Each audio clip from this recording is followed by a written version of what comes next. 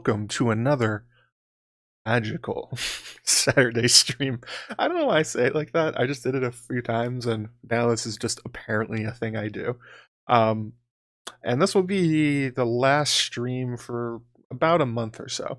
I won't be here for our normal Halloween content, talking about the creepiest parts of Gurm's world. We're going to go ahead and we're going to do it today. We're going to go full Halloween about a month early, like I'm a Target or something. The past we've covered the Night Fort. We've talked about House of the Undying. God, I forget what else we've done. Oh, one year we did with Shakes and Sanrixian, we did the Three Witches thing. That was awesome. That was a lot of fun too. But today we're gonna change gears a little bit from places and talk about things. We're gonna talk about the shadowy assassins birthed from Melisandre's fiery loins, known lovingly in the Song of Ice and Fire fandom as shadow babies. These bizarre creatures of smoke that live supposedly only one day, going out into the world to kill before evaporating again back into nothing. What are these things, though? Why are they in this story? Why are shadow assassins a thing in A Song of Ice and Fire? And, you know, perhaps there are a few other shadow assassinations that you may have missed, that are hinted at but not confirmed in the story. So you can maybe see them if you look closely enough. We're going to attempt to answer those questions today and more.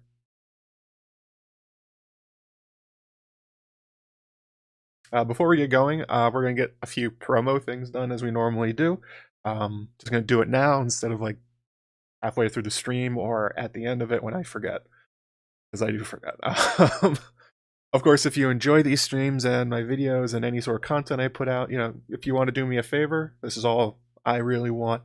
Go ahead and hit that subscribe button to see more from me, as well as hit the little bell button right next to it. That's the one that gets notifications sent out to you when new content goes live. I've seen in the past people go, oh, I can never find your streams. I never see your videos when they go live, but I watch them all later. Why is that? Because you haven't hit that bell button and allowed notifications. So go ahead and do that if you would. And also, as always, slam that MF and like button. All these things help more people find the channel and my content, because that's how YouTube works these days. It's all based on inputs into an algorithm trying to guess what you want to watch and then finding it based on what other people like you have been watching. It's all complicated and confusing, but basically it just needs inputs from the audience to let know that you're enjoying what you're watching. That's how you do it. You hit the like button, you subscribe, do all the things. As per usual, if there are 150 likes, I'll put on my very, very fancy Gurm hat for the rest of the stream. And at 200 likes, we'll go ahead and transform into full wizard mode for the rest of the stream. I guess wizard mode sounds a little bit more fancy than I will put on the hat sitting behind me.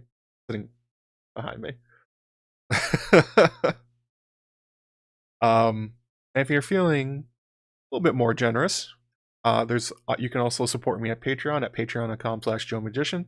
You get access to new content ahead of time, like usually a day or two, depending on which level you're at.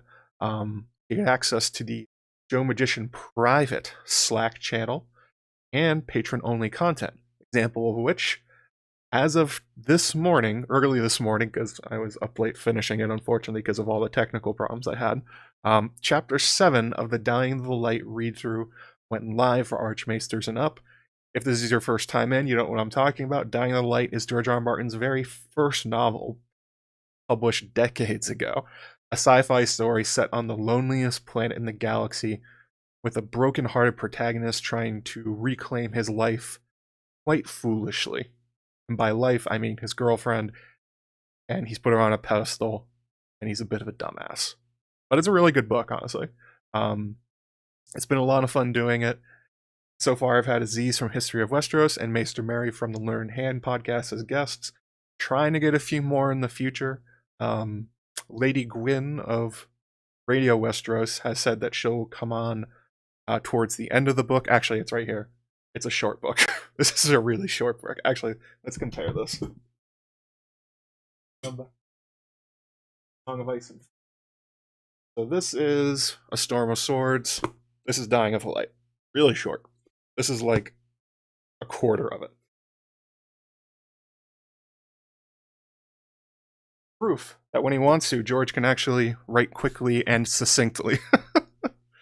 But yeah, if you want to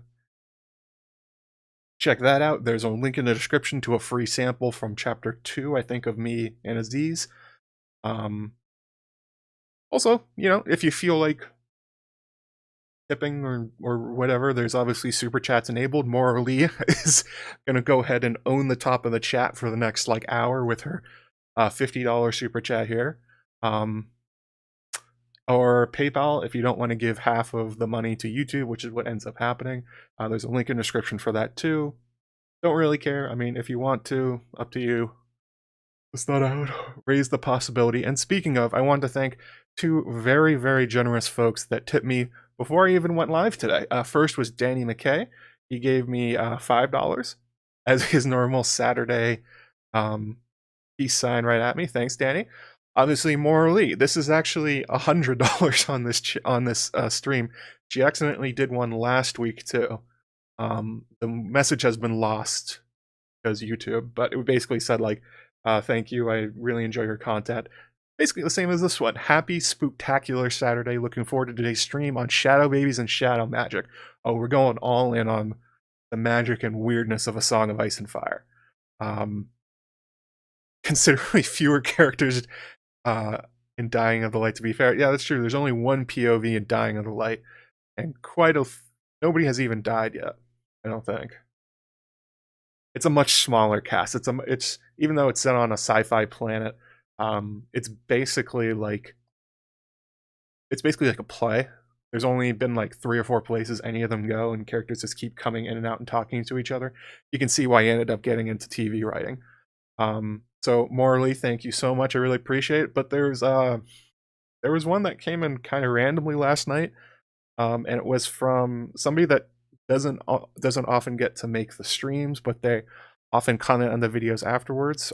Karen Targaryen.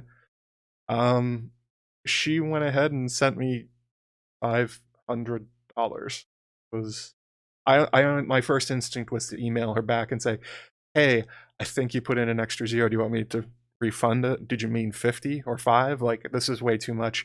She said no. This is apparently what she wanted to send me. Her message was, love your streams and content. Been listening and watching for years. Want to make a donation for all your work and can't wait until you get back. Thanks. And $500. So I'm not really sure what to do with that. That's an insane amount of money all at once. And I don't know. Thank you. Just thank you so much, Karen. That's it was overwhelming to see. I thought I was having a bit of a stroke when I saw it in my email. I just want to make clear, like, nobody has to do this. Like, seriously, just like and subscribe. That's all I care about. But, like, holy shit. I don't know what I'm going to do with that. That's just a lot of money. But yeah, thank you so much. I'm glad you enjoy what you watch.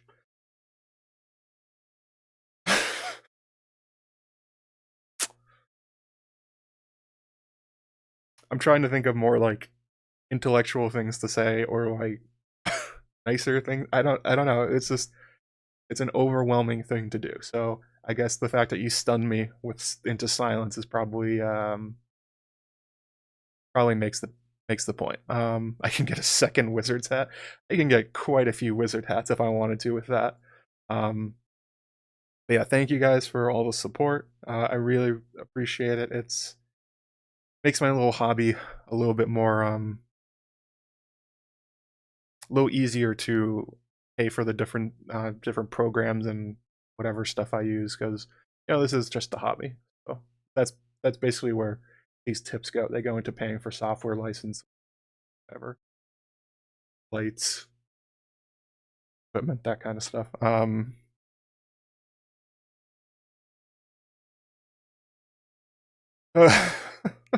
Sorry, I'm gonna try and talk again. So about when I'll be back for streaming purposes. So what's going on is that in the upcoming weeks, I have a wedding and a bachelor party that I'm going to. Obviously, they'll both be taking place on the weekend, and in between them will be one of the weekends I have to go in. I have to work. So I just figured since of the next 5 or 6 weekends, 4 of them are already spoken for. I figured I would just take a break here and take a break from streaming until about mid-November. I haven't figured out which date I'll come back on. It will probably be like, let's see here, probably like the 20th, looks like. And I honestly wanted to use that time for a lot more of video creation than I have been. I've been kind of putting that off for quite a long time. I mean, if you look at my channel at this point, the vast majority of stuff that has been uploaded is streams and not so much videos. And I didn't really make this channel to be a streaming platform. That wasn't really the point. And that's kind of what it is at the moment. A part of that obviously comes from COVID, where being unable to go anywhere, this was like a social outlet. But I want to get back to spending more time on videos, and I find them more fun to make and lets me be a little bit more, I guess, polished on what I make. Although in a lot of these streams, there are basically little theory videos in there anyway. Like I don't turn my brain off. I just want to develop them more.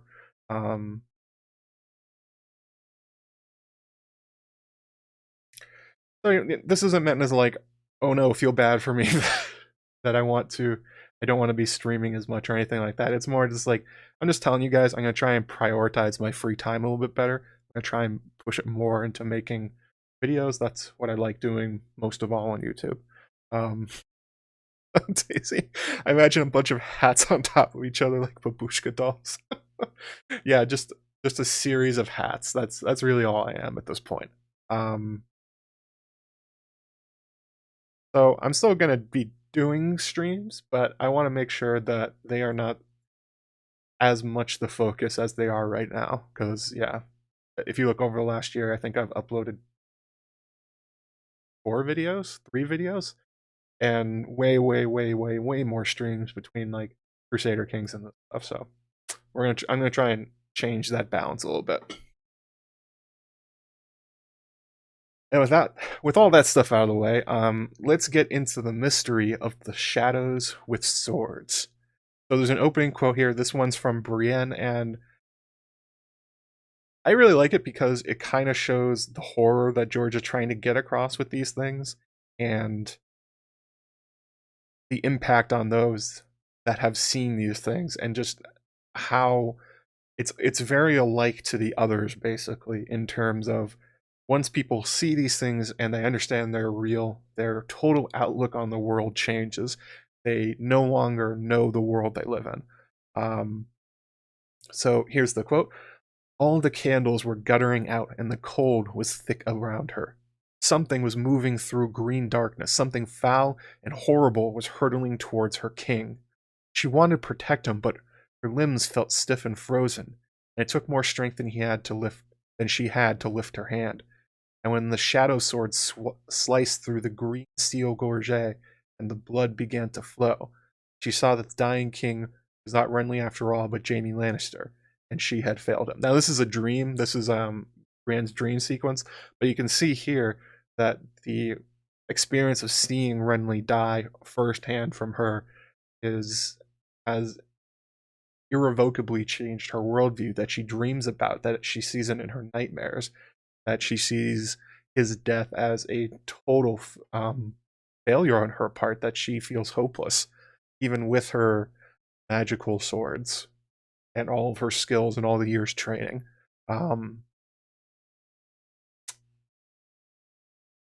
So yeah, shadow assassins and shadow babies. So I thought we'd talk about first, like, what are the known examples of these things in the books? Like, where have these things showed up and what have they done? So the first one, well, actually both of them happen in A Clash of Kings, both examples. In A Clash of Kings, Stannis Baratheon has a very, very big problem. He feels that he has the righteous cause of action to claim the throne of Westeros away from Joffrey Lannister, but he does not have the troops to do so. I joined Nauticast a while back to talk about these chapters and these scenarios in particular. More about the Courtney Penrose one than the Renly one, but they're intertwined. But mostly about how Stannis feels the moral problems of the assassinations, and especially killing Courtney Penrose as well as potentially Edric Storm, and that he's attempting to get Davos to talk him out of it. Yet at the same time, feeling this crushing weight of being a hero of destiny, being a Azor Ahai come again, that he has to fight off the darkness, that these pressures are forcing his hand to make sacrifices for this cause, that things that Stannis doesn't really want to do, but more or less feels that he has to. He doesn't have a choice in the matter. That's going to be a future video, by the way. I made a patron promise a while back that I would make a video about Stannis where I don't insult him the whole time, and it's going to be partly about this.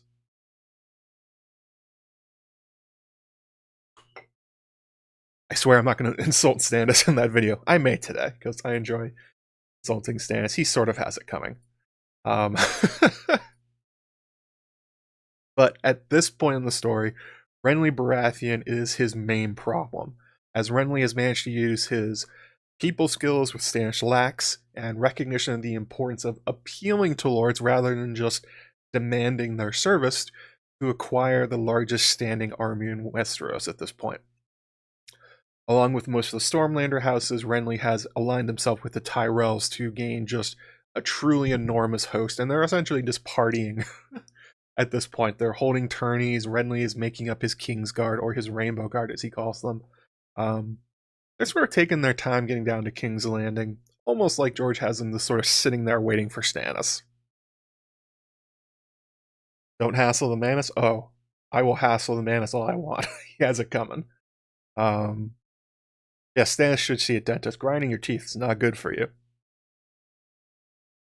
So that's kind of the problem here. In order to take the Red Keep and King's Landing and then keep them, keeping them is the big problem here, Stannis needs the troops that Renly has. He has not been super successful in convincing what he feels is his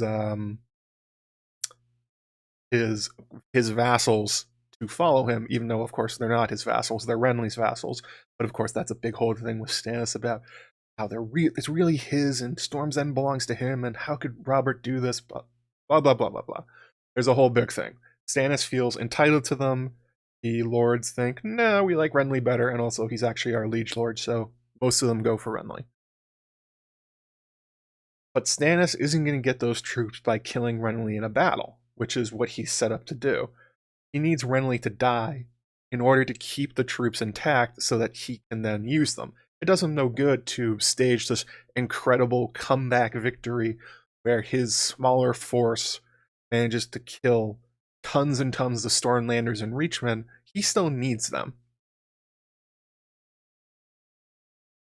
He needs them intact, and he needs them ready to fight, because he's about to march them straight to King's Landing to try and take over the city, or put them on boats to sell them. I don't think that plan is particularly in place at this point anyway. But again, he needs Renly to die for this to happen.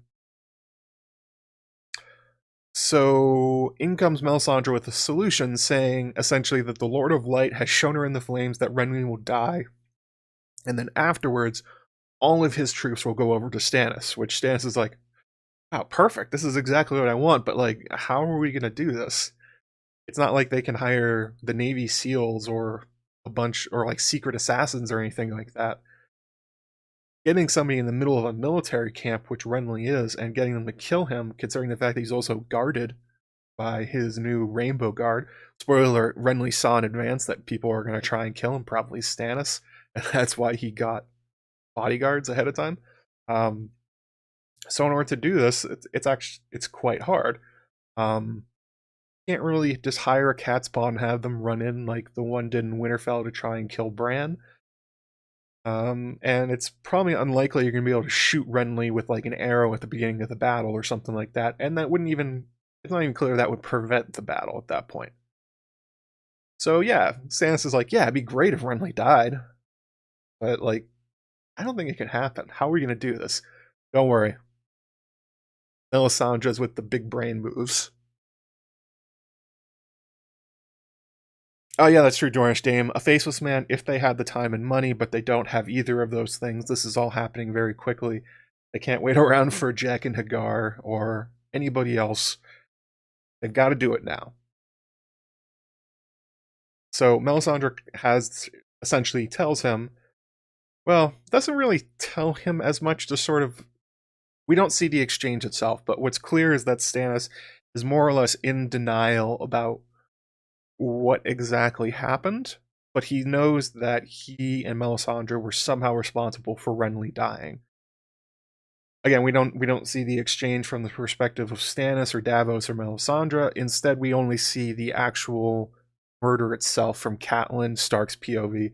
At this point in the story, she's in the camp of Renly, literally in his tent, trying to convince him to, hey, don't fight Stannis. We all need to group up. Like, the only way we're going to beat the Lannisters is together. That kind of thing. Stop fighting. Famous thing from the show where it's like, I'll smash your heads together so that you remember your brothers, that kind of thing.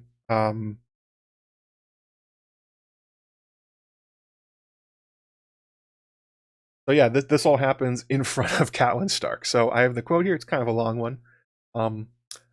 I beg you in the name of the mother, Catelyn began when a sudden gust of wind flung open the door of the tent.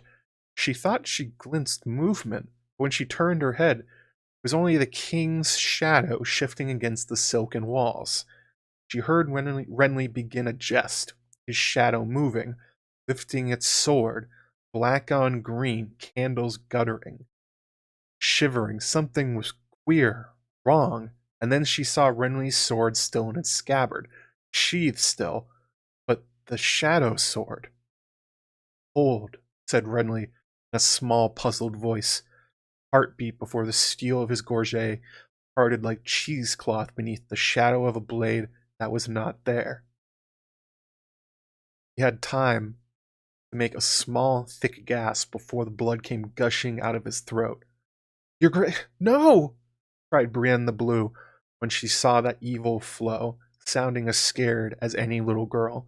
The king stumbled into her arms, a sheet of blood creeping down the front of his armor, a dark red tide that drowned his green and gold.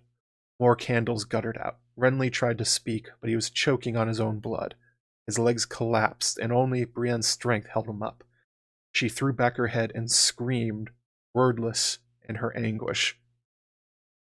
The shadow, something dark, evil had happened there, she knew, something that she could not begin to understand.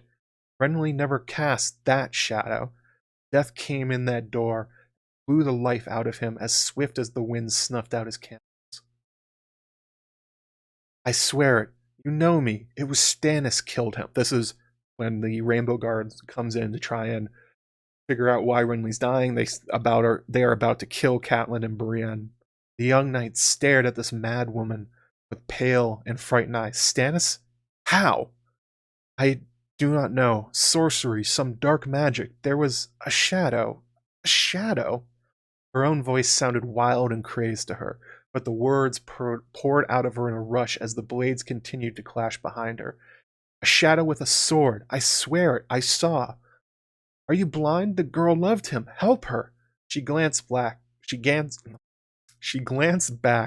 saw the second guardsman fall, his blade dropping from limp fingers. Outside there was more shouting, more angry men would be bursting in on them in any instant, she knew.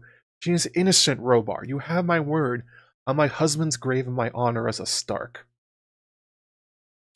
So this isn't explained until later why Catelyn immediately goes, well, it had to be Stannis. It is Stannis.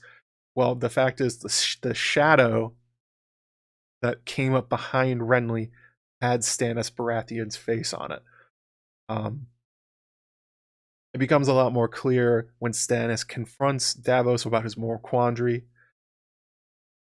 We're going to get into more of like the actual, yes, it was Stannis who literally did this, and it wasn't just like an impression of him or anything like that. But so next we get the Courtney Penrose murder. This time, though, before Stannis does it, he's quite troubled. He's not sure that he wants to go through with it. He thinks that it was quite evil to kill his brother, but he kind of had to. He needed the troops, but Courtney Penrose, he's nothing. Like, especially the killing of potentially Edric Storm to be sacrificed. So what happens in this, this is what I was on Nauticast for, the exchange here between Davos and Stannis, where Stannis essentially goes to him, and instead of just ordering him to go help Melisandre kill Courtney, he essentially begs Davos to talk him out of it, present the counter arguments, tell him why what he's doing is wrong so he doesn't have to.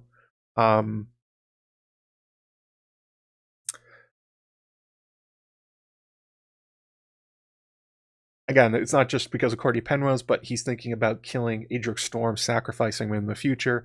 That's the whole point of them being at Storm's End.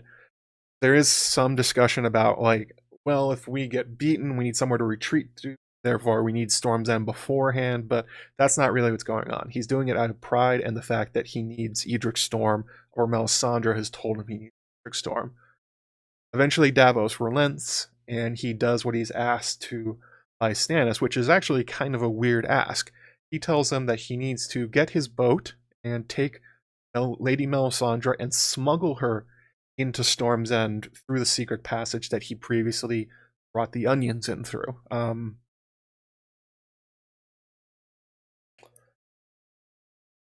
Good question by Isabel Lamego. I actually understand the logic behind Renly's murder, but Courtney Penrose called for a one-on-one match. Why didn't he fight him? Because Stannis did not want to essentially have the possibility that he could lose. He needed this to happen. He didn't want to find himself in a situation where Courtney gets a lucky strike and kills him, or they do champions and his champion loses. He needs it to happen 100%. He ends up saying in the book essentially that it's a trap, that the idea that that somebody's challenging you to trial by combat, which is essentially what it is the last effort of somebody that is trying to evade the inevitable. I mean, they could always just siege it. It would take longer, but they could do it.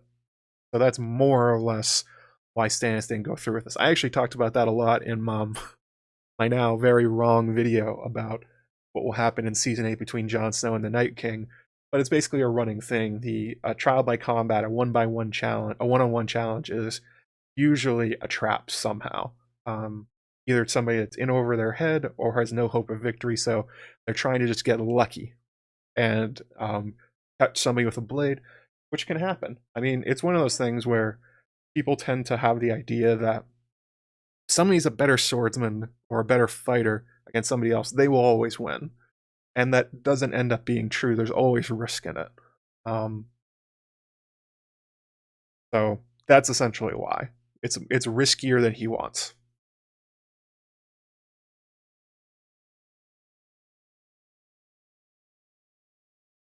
So yeah, getting back to it. Eventually Davos does relent, and he does what he's asked to. He takes Melisandre to the secret passage under Storm's End.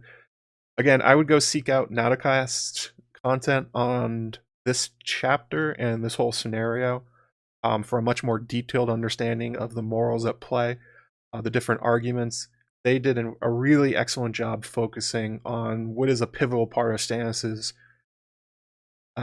chapters, but also, well, not Stannis' chapters, Davos' chapters, but their role in A Clash of Kings and what they mean. I think they did like 4 or 5 episodes total on this whole section. I mean, they call themselves Nauticast, Jeff and Emmett, but we all know it's actually the Stannis and Davos cast. Come on, buddy. It's just Stanner men and Davos men. That's what that podcast is. That's exactly right, Leah.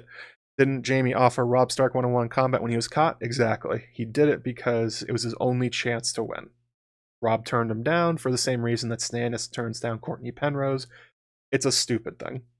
It's a stupid thing to accept for anybody. Oh hey, $5 from Sean Dewey. Not here long. Wanted to catch the stream before I nap for work. Love what you're doing. I love Davos so much. Very underrated character from George. I totally agree. Davos is a great character. His POVs are predictably pretty excellent. He's one of George's better written characters. And although it's funny that he did not exist at first, he was inserted to solve the problem that he wanted more attention put on what was going on with Stannis. Rather than going inside his head, he made up Davos.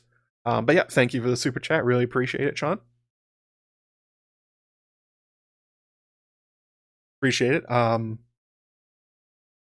So we get this really horrifying look at how the shadow assassins or shadow babies are actually created, I guess, or they are birthed from this chapter.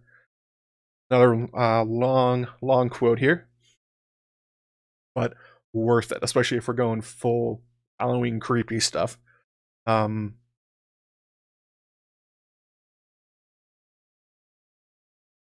Davos raised a hand to shield his eyes, and his breath caught in his throat.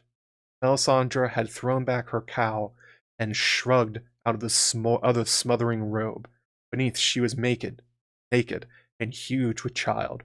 Swollen breasts hung heavy against her chest, and her belly bulged as if near to bursting. "Gods preserve us," he whispered, and heard her answering laugh, deep and throaty. Her eyes were hot coals. The sweat that dappled her skin seemed to glow with a light of its own. Melisandre shone. Panting, she squatted and spread her legs. Blood ran down her thighs, black as ink. Her cry might have been agony or ecstasy, or both. And Davos saw the crown of the child's head push its way out of her.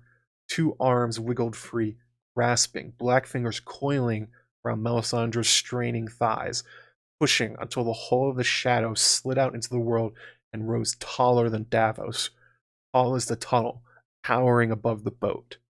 He had only an instant to look at it before it was gone, twisting between the bars, the portcullis, and racing across the surface of the water. That instant was long enough. He knew that shadow, as he knew the man who'd cast it.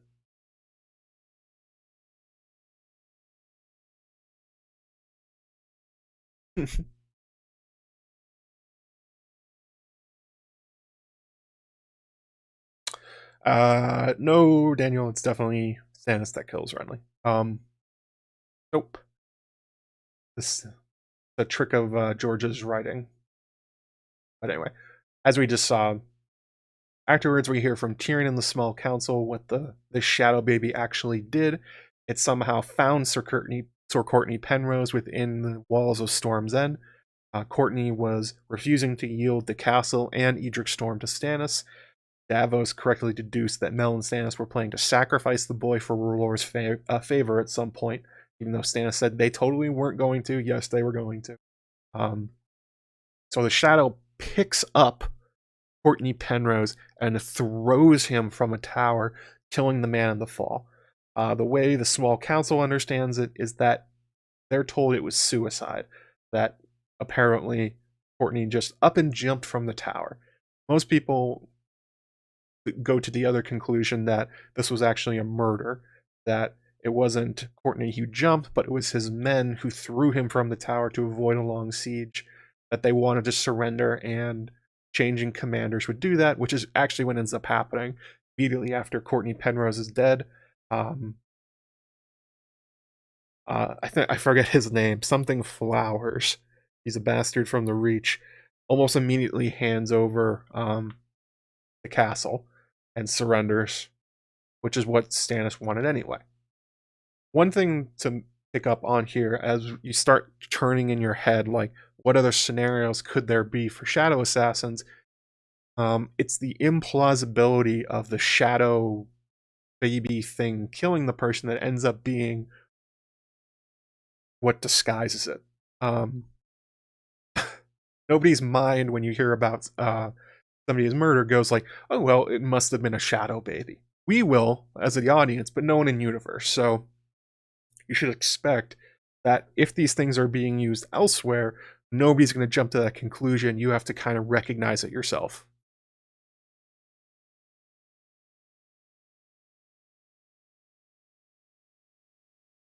Yes, very sus. Who could not love Davos? Oh, Meadows, that's right. I'm sorry. Lord Meadows. It's one of those names that just slipped out of my brain. I think it's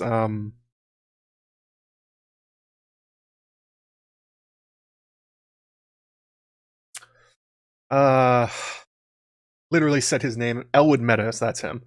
Elwood Meadows is the Lord of Grassfield Keep. He's the one that turned over Storm's End after Courtney Penrose is dead. Thank you for getting that one right. Yep. Got that one wrong.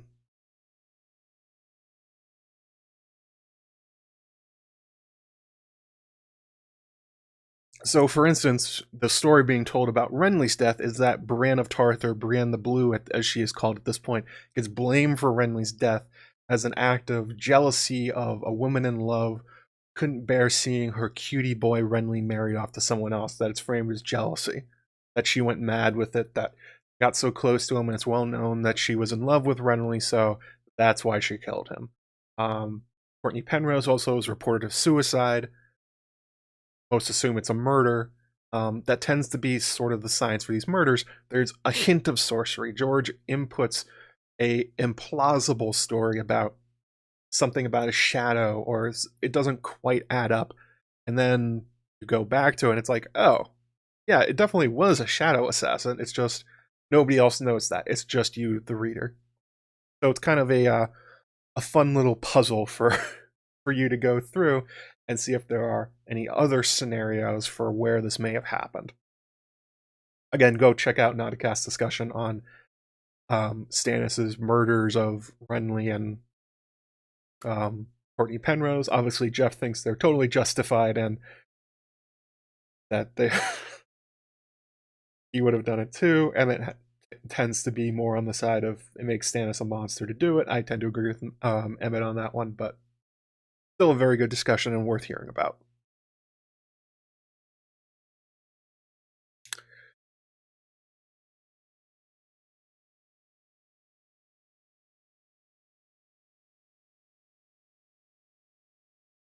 Yeah, I think that's true, that Davos is the moral compass. Oh, he's close to it. He's what is he? The half-rotten onion.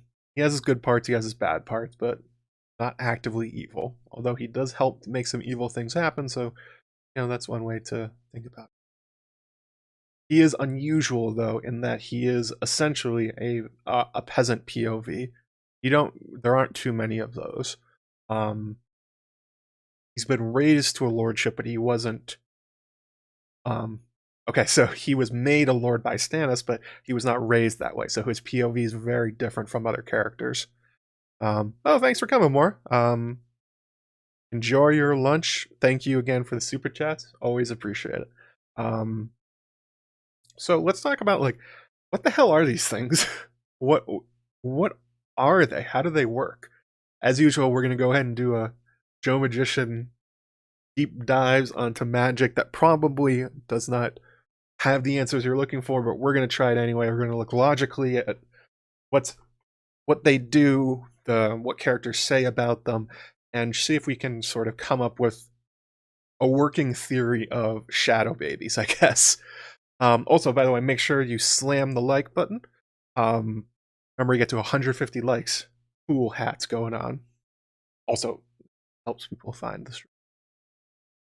Actually, I don't think that part got picked up because of the way my mic is, so I don't think I can whisper into it anymore. Oh no. Let's see here. Can I whisper? Barely. It's not getting picked up much. Okay.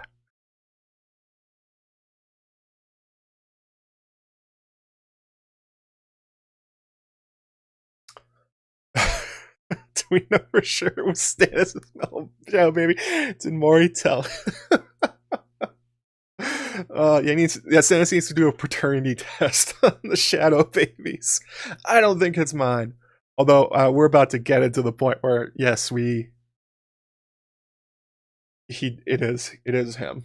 Anyway, so what are these shadow assassins? The two we've seen they seem to be creatures of shadow and smoke that can seemingly pass through anything like a ghost. They can also apparently hop across water like it's not there. So that's kind of strange. But then they're also substantial enough that they can literally pick a man up and heave him off a tower, and then also create a shadow sword of some kinds that will go through steel like they call it cheesecloth. Like, what the hell are these things where they can do both things? And there's also a very interesting note here that Melisandre needs Davos to row her into Storm's End because she notes that her shadow binding will not penetrate the walls of Storm's End from the outside. She needs to be inside of them, saying that there are magical wards essentially around the castle that makes it impossible for the shadow magic to go through. That's the whole point of Davos rowing her. They get underneath the outer walls, at which point the magic will work. So that's something also interesting, that even though it seems like shadow magic comes from long away from Asshai, apparently whatever Children of the Foresty wards were built into Storm's End thousands of years ago, they work against the shadow babies. So they have some sort of interaction there. It's not something separate. It fits into the rest of George's magical understanding, I guess. But they are very, very strange. They move almost impossibly fast, but they aren't there at all. They can barely be seen. Catelyn only sees it's Stannis because I guess the shadow pauses behind him, thinking about it before going and just offing Renly. And then we get the detail that, yes, they do have the face of Stannis Baratheon, which Davos also notes.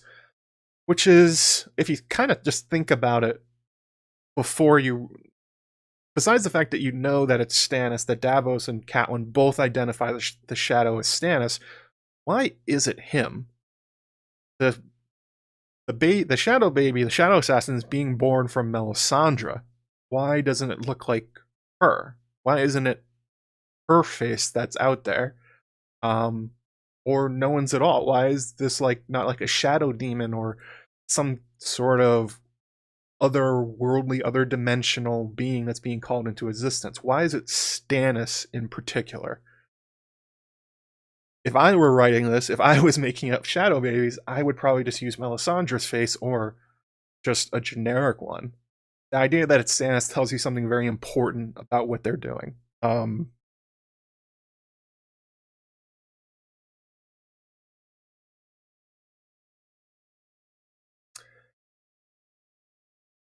Yeah, and yet it is Stannis' face. In the show, that makes more explicit what's going on here, that Stannis and Melisandre are for sure having sex, and that somehow, while having sex, Melisandre,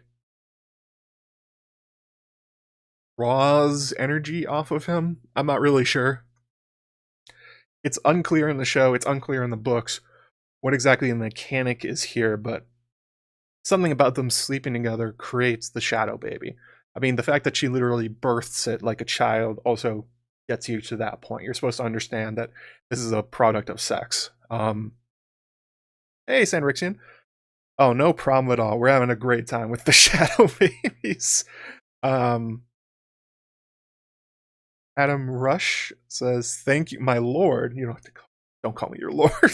Having an extremely terrible past few days, and this live brought a smile to my face. Hey, well, I'm glad we're doing something good for you. Even though it's a horrifying, terrible topic of murder and shadow and demons and all sorts of weird things, we're going to have some fun. Hope it gets better for you, buddy. Yeah, that's a good call from Christian Wickman. When he gave her his seed, he gave her his soul. Yeah, that's probably what you're supposed to understand about what's happening here. That there's some sort of life essence things. We'll get into that a little bit more, but that's further down my outline. But yes, great point. There's a thing that tells you for sure that this is not like a golem or of Stannis. This isn't a separate creature that happens to look like him. This is, in fact, Stannis Baratheon as the Shadow. Why? Because he remembers doing it. He remembers killing Renly and Courtney in his sleep. The quote here is, "For a long time the king did not speak, Then very softly he said, I dream of it sometimes, of Renly's dying, a green tent, candles, a woman screaming, and blood. Stannis looked down at his hands. I was still abed when he died. Your Devon will tell you. He tried to wake me. Dawn was nigh, my lords were waiting, fretting. I should have been a horse, armored. I knew Renly would attack at the break of day. Devon says I thrashed and cried out, but what does it matter? It was a dream. I was in my tent when Renly died. When I woke, my hands were clean. And here we also have the perspective from Devon, who's telling Davos about it. He sought an audience with an hour of his arrival, only to be told that the king was occupied. The king was often occupied, Davos learned from his son Devon, one of the royal squires. Now that Stannis Baratheon had come into power, the lordlings buzzed about him like flies around a corpse. Stannis is like a corpse. He looks half a corpse too, years older than when I left Dragonstone. Devon said the king scarcely slept of late. Since Lord Renly died, he's been troubled by terrible nightmares. The boy confided to his father. Maester's potions do not touch them, only the Lady Melisandre can soothe them to sleep. There's a fun aside here from Davos. Afterwards, he essentially goes like, oh, I wonder how Melisandre is getting him to sleep. Wink, wink, wink, wink, wink.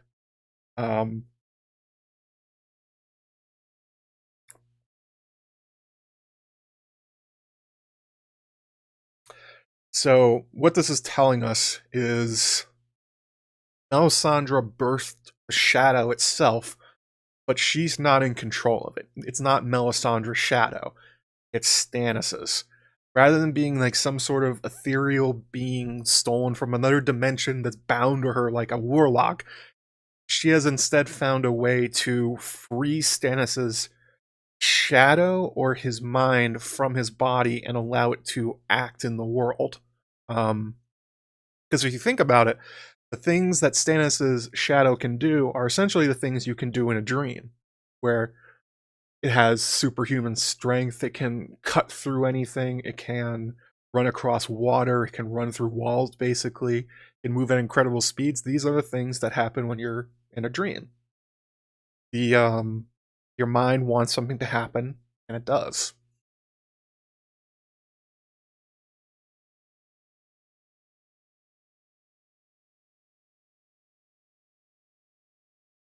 I was thinking about this while I was writing, and it seems to me almost something like Peter Pan.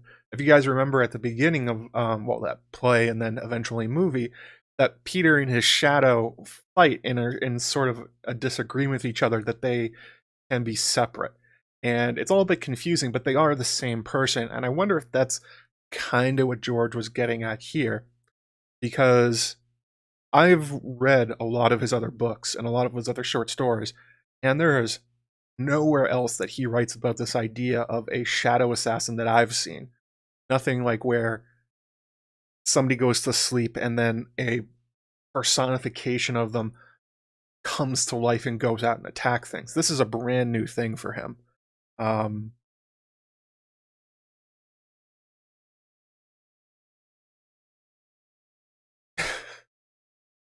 Doris James says, in other words, because he wasn't physically present in Renly's tent or on the battlements of Storm's End, he cannot be said to be responsible for Renly or Courtney's death. That is what Stannis believes, that he doesn't understand what happened, but he does remember it happening. He was in the tent. He has the details correct. Everything he said in his dream is what actually happened. We saw from Catelyn's POV. Not a hallucination. He actually was there. And it's a confusing thing to try and put your finger on, but I think that's kind of what's going on. That the Shadowbinder's power is not the ability to create like explicitly shadow demons. They somehow have the ability to separate the mind from the body and allow it to act like it does in a dream. Because you can imagine that Stannis, from his dream, he was worried about Renly. He was worried about the battle coming up and how it would be so much easier if Renly was dead. And then Melisandre bursts the shadow baby, and what happens? Stannis goes and acts out the subconscious or the conscious desires of himself.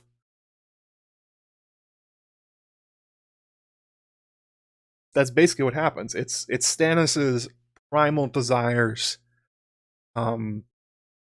being acted out like he would in a dream. Like, this happens all the time. People do things in dreams that they would never do in real life. Stannis would probably be unwilling or unable to kill Renly personally with his hand. He would consider himself a kinslayer. But it's totally normal for dreams for that kind of thing to happen and for people to brush it off as nothing because it wasn't real. Well, it was real this time. Yeah, I think it's something like an astral projection or something like that. I don't know about other series that have this. I'm sure George did not come up with this whole cloth. Guessing he got it from somewhere else, but I don't know the reference. But it's definitely not something that exists elsewhere in his fiction, as far as I know. So if you want to understand it that way, when you're talking about shadow binding, that's kind of what it is. It's the ability to create like a dream version of somebody else. Maybe you can do it for yourself, but Melisandre explicitly uses Stannis in order to create I don't even know, a waking nightmare of them, basically. A walking nightmare. That's a good call, Daisy. Lucky to have an orgy dream. Yeah. Kind of taking a risk there. Like, what if Stannis decided instead he wanted to dream about having a great time with Robert? High-fiving and going hunting and all the things he wanted from his older brother he never got. I think that's kind of what's going on there. Barris Aurelius says, does Stannis realize he actually killed Renly, though, or does he just think it's Melisandre doing the work? Initially, he doesn't think he did it. That it was just a dream. That was from the quote. That was essentially, there's no blood on my hands, I couldn't have done it. Later, though, in the books, when he starts talking about Renly's peach, he essentially comes to the conclusion that, yes, I did it, even though I don't understand how it worked. He more or less comes to the realization that, yes, he did kill his brother, even if he really doesn't understand shadow binding.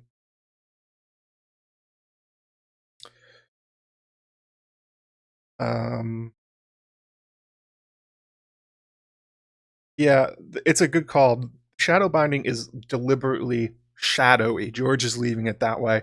Not going to tell us exactly how it works.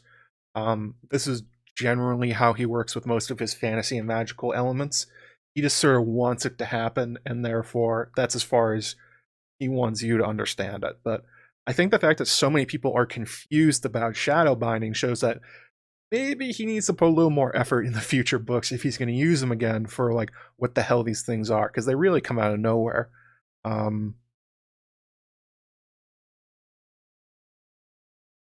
Did Melisandre only know the Shadow Baby would do because she saw Stannis' shadow kill Renly in the flames? It's quite possible it was a self-fulfilling prophecy, but also they talked about it ahead of time, that Melisandre told Stannis that she would essentially take care of it. He doesn't know how she did that, he just knows that Renly died. But it's essentially, you take somebody and well, let's go into this a little bit more. There's a little more detail I haven't talked about yet.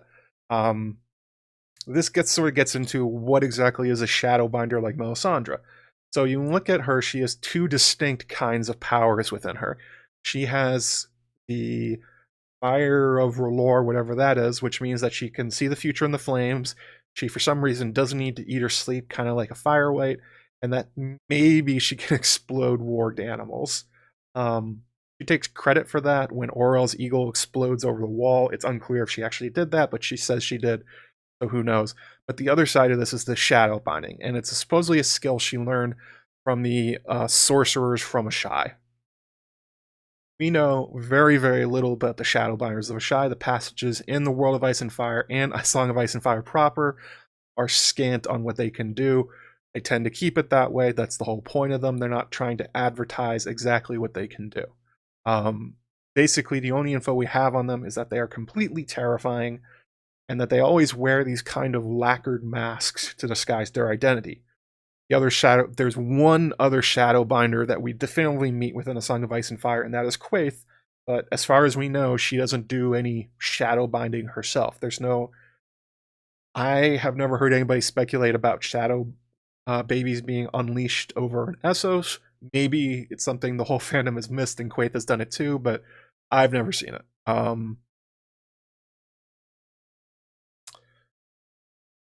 Is there any magic more explained? Even the tree stuff makes no sense. If you think about it, no. Most of the magic is explained only in terms of function rather than what's the right word for it? The mechanics. The mechanics are rarely explained by George. It's really just function. What do they do? That's all he really wants. He doesn't want his books to essentially be like 5 chapters where he goes into like exactly how your mind interacts with a glass candle and what's going on inside the crystal. He just says glass candle lets you see far and see into dreams. It's like, oh, okay, I guess that's how it works. $5 from the Happy Masquerader. Thank you so much.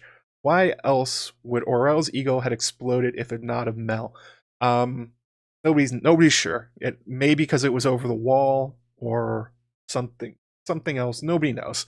It's one of those weird things that comes out of nowhere and then isn't explained.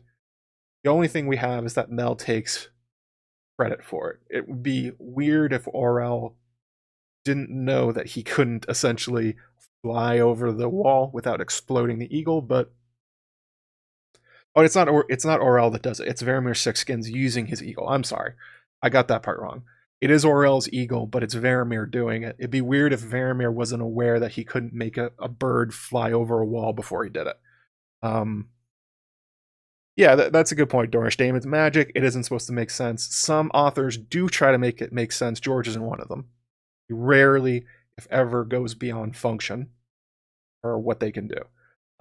Notably, although for these examples, is that Melisandre is another exception to the rules. She does not wear a lacquered mask, although she's almost for certain wears a glamour with her ruby, and she does not have visible tattoos of the Red Temple like many other Red priests do, especially those, I think, from her temple. And that she's a Shadowbinder and a Red priest at the same time, extremely odd. It's usually, I think she's the only character that's both, or even tries to bridge magical gaps. So, in a sense, Melisandre as a character is the shadow and the flame themselves, the light and the dark at the same time. She is the fire and also the shadow being cast. That's essentially how her character is supposed to be understood. She's light and dark in one. The other thing we know about Shadowbinders is that they are known to basically only be in Ashai, or that's where they're trained, or going out into the world, being hired essentially as like court magicians, that kind of thing. They don't have the same kind of reputation as like the Faceless Men or the Sorrowful Men. I'm not sure that people are aware that they can be used as assassins. I mean, there's a lot of fear about them, but it's not fear that like they're going to, in particular, pop into a port and then birth a baby and then run away after killing somebody. That's not really what's known about them. But the fear of them is definitely a real thing. For instance, they're the only people in Ashai that are brave enough to go upriver into the shadow and go anywhere near the city of Stygia. So they're supposed to be very strange and on another level. Scandals blaze it. Yeah, sure. Oh, hey, Emma. Good to see you. Smith Crazy. If one day we get like 500 likes, we get uncomfortable lacquered mask part of the podcast. No, I'm not gonna do. I only have these 2 things because one of them was a Halloween costume. The other one was just because like I wanted a wizard hat. I'm not going into like super prop guy. That's not a thing.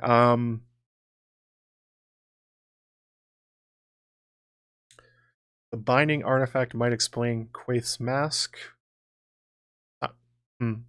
It's unclear what the masks do because Melisandre doesn't have one. So if they're necessary, why doesn't she wear one?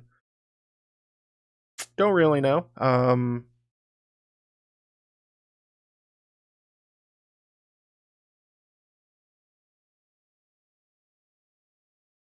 So the only explanation we really get about what's going on, this is from Melisandre herself. It's noted that after the shadow babies are used, that after Melisandre uses Stannis to kill Renly and Courtney Penrose, that Stannis looks a lot older and he looks very gaunt, that he looks like half a corpse.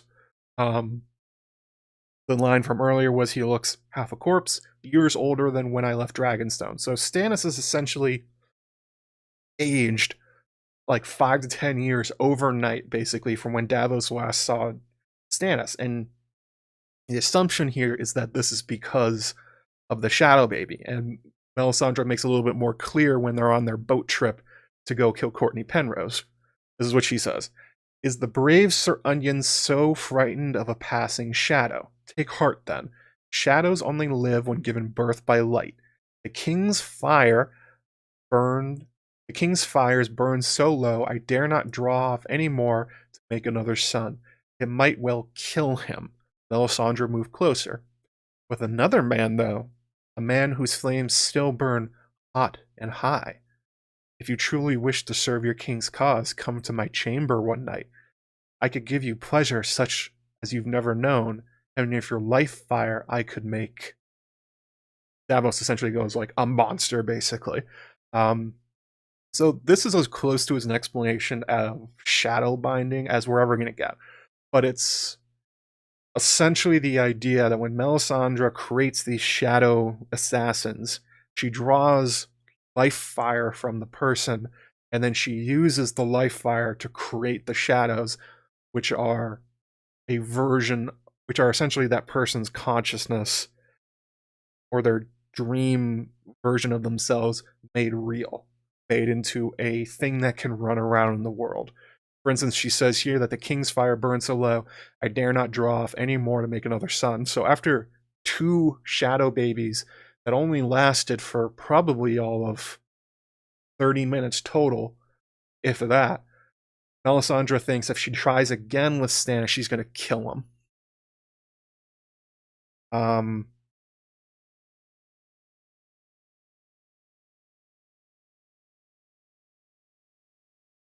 Yeah, I know Melisandre does wear a form of a mask, but I mean, if you're talking about like a physical lacquered mask, like if that is important to being a shadow binder, then Melisandre doesn't make sense. She doesn't wear one, so it can't just be that. It has to be something else.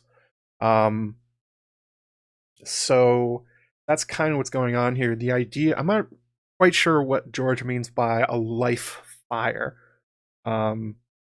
Is this supposed to mean like a person has like their life force or how much life they have left? Has Melisandre essentially taken like 5 to 10 years literally off Stannis' life? Has he aged? Is that what's going on here? And what would it look like if she went through with it? Would he turn into an old man? Are we talking like Indiana Jones and the Last Crusade? When what's his name? The doctor guy drinks from the wrong cup and turns into a corpse. Is that what's going to happen here? Really, I don't know what to make of life fire. It sort of seems like maybe like a person has like a mana pool or something. Like if we're talking RPGs, actually, I don't know if there's mana pools in the Hades game that Aaron was playing, but a lot of games have this sort of idea that you have a certain amount of magic you can use, and then you're sort of tapped out for a bit.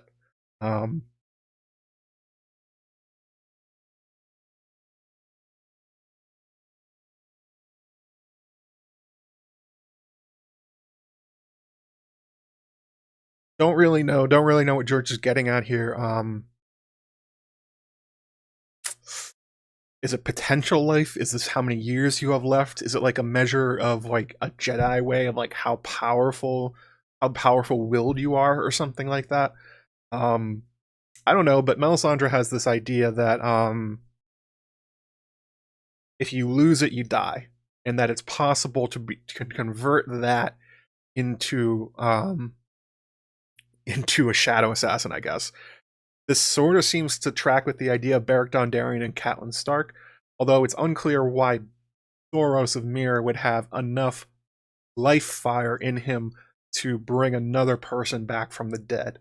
Surely he needs his own life fire, but we do see after he brings back Beric 7 times, he looks much older, and he looks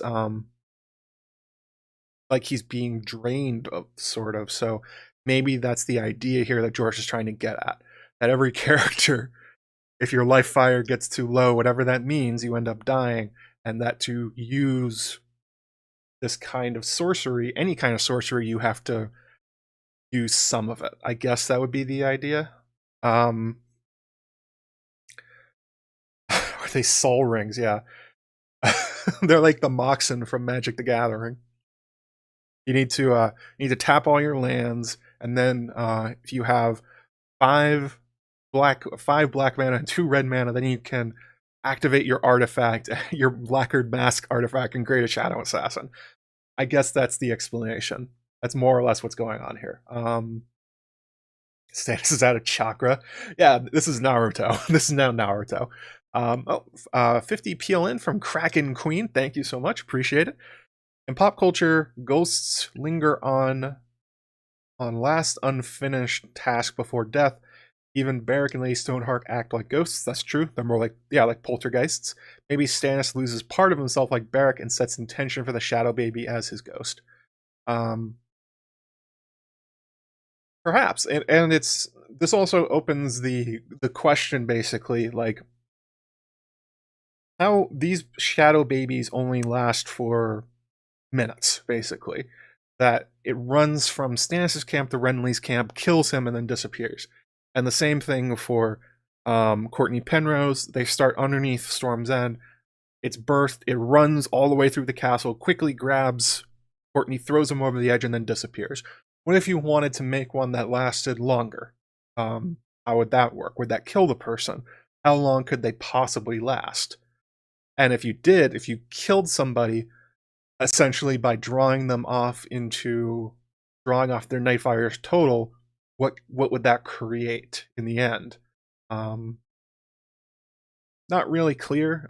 There is sort of the idea that from Varamir Sixskins, from his chapter, that after he dies and he's sort of floating out there above the trees and stuff like that, that's possible for a person in A Song of Ice and Fire to exist as essentially a disembodied consciousness. So maybe that would be something like that.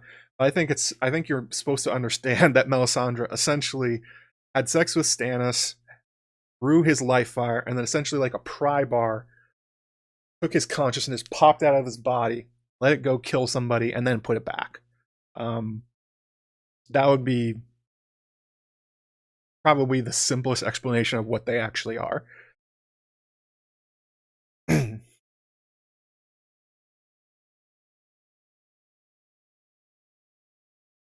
Oh, hey Amanda, good timing, because you know what? We're talking about 30-foot Shadow Baby today. We're going to get to that one today. This stream was Amanda's idea. We'll talk about it later, but yeah, maybe something like Poltergeist. That's the best I got. That if you want to look at what they are, they're like a shadow version of somebody's mind. They're like the dream version of somebody's subconscious, where you can do anything in a dream. So if you free the mind, I guess, from the body, then as a shadow thing, it could do the same thing. There are very limited similarities to George's other works in that much of the time when he writes about magic and impossible things in his other stories, they're almost always psychics, or they're psychers. He calls them teakers, telekinetics, I guess, as he calls them. When he thinks in terms of what is the most powerful thing you can do with magic or some sci-fi thing, almost all the time it is psychic abilities. He thinks that mental magical abilities are the most powerful thing you can do. It's probably maybe comes from his experience with like Marvel Comics and DC Comics, where characters who have control over mind are pretty much the most powerful things out there. And almost all the powers of, even if you think about like mutants, if you think about like Jean Grey, her powers of the Phoenix are basically her imagination running loose. That's basically what she can do. Preston's theories? No, that's just, you just read his books, and pretty much every single one of his stories where somebody can do something unbelievable, it's psychic powers. That's not really a theory. That's just reading them. Anybody can get that. Even wildcards, his self-insert, the great and powerful turtle, is basically just a psychic. Or telekinetic. He has the ability to move things with his mind. That's what George loved. That's what he writes. He writes it over and over and over again. So the idea of, in some stories, he has characters blowing up heads, essentially. We talked about Team Brain Explosion. There is a book, there is a story, Night Flyers, where a psychic character blows up another character's brain with their mind. You also have the ability to move corpses, basically, like puppets. The Great and Powerful Turtle, he's called that because he's inside a VW bug that he merges into a... He uses his mind to crush it into a shell, basically. So he's able to move that in himself up and around. Time travel comes into it. Skin changing is basically just psychic powers. They all center around this idea. Almost all of George's magic is psychic in nature. That he believes the mind is the most powerful thing.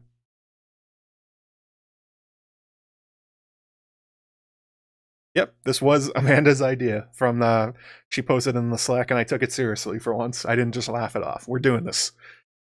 Let's see here. We're about halfway through. Make sure you guys, if you haven't yet, slam the like button, hit the subscribe button, do all the things. If you're enjoying what we're talking about, we're about to get into weird shit now. We're about to get into speculation. This is like base level. Like, what are they and what have they done that we know about?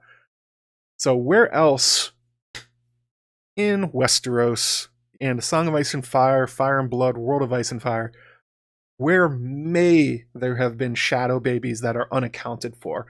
Ones that George essentially created the pattern for you with Courtney Penrose and Renly Baratheon, and then put them out elsewhere without the proof of the characters or the writers knowing.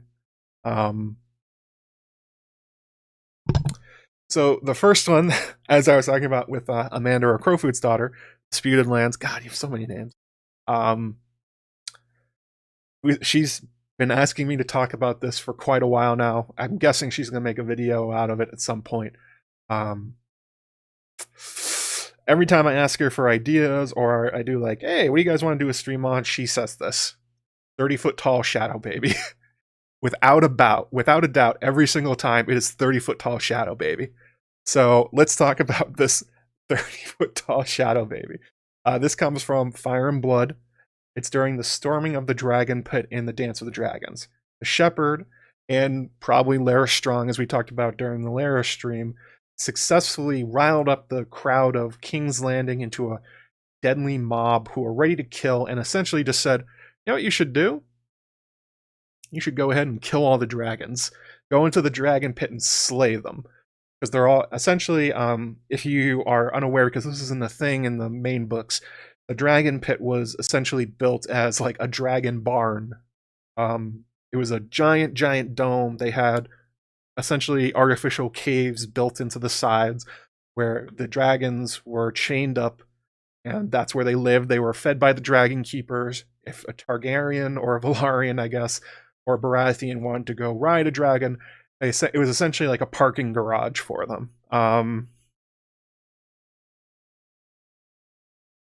Side effect of this is it made them much smaller than they normally would be. Dragons continue to get big as the more they eat. This is also borne out with Daenerys and her dragons, that Drogon is much bigger than Rhaegal and Viserion because he's been allowed to go out and hunt whenever he wants to. So a lot of the dragons in the dragon pit are actually not that big. A few of them are, like Syrax and a few others, but they're largely, well, maybe the wrong word for it. They're a lot smaller than like Balerion the Black Dread or Vhagar or anything like that. These are smaller. These are things that like a bunch of peasants with pitchforks and sticks can deal with, not the giant ones.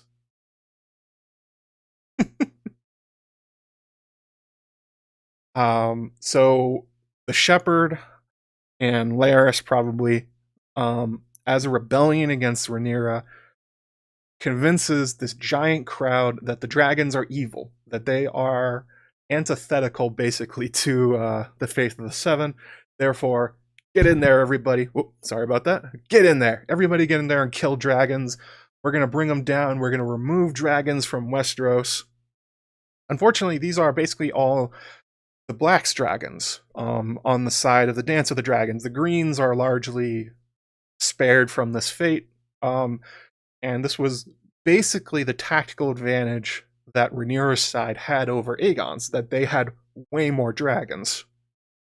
After the storming of the Dragon Pit, most of them are dead, and the balance of power dragon-wise is much more even afterwards.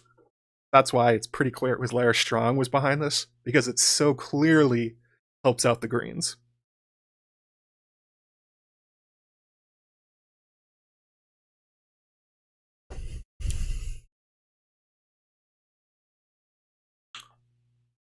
I think Daniel Basic is on delay, but yes, Mel could be pulling in Stannis like a soul when they make a shadow baby, and it could be literally tearing his soul. Yeah, basically, it's killing him to do it.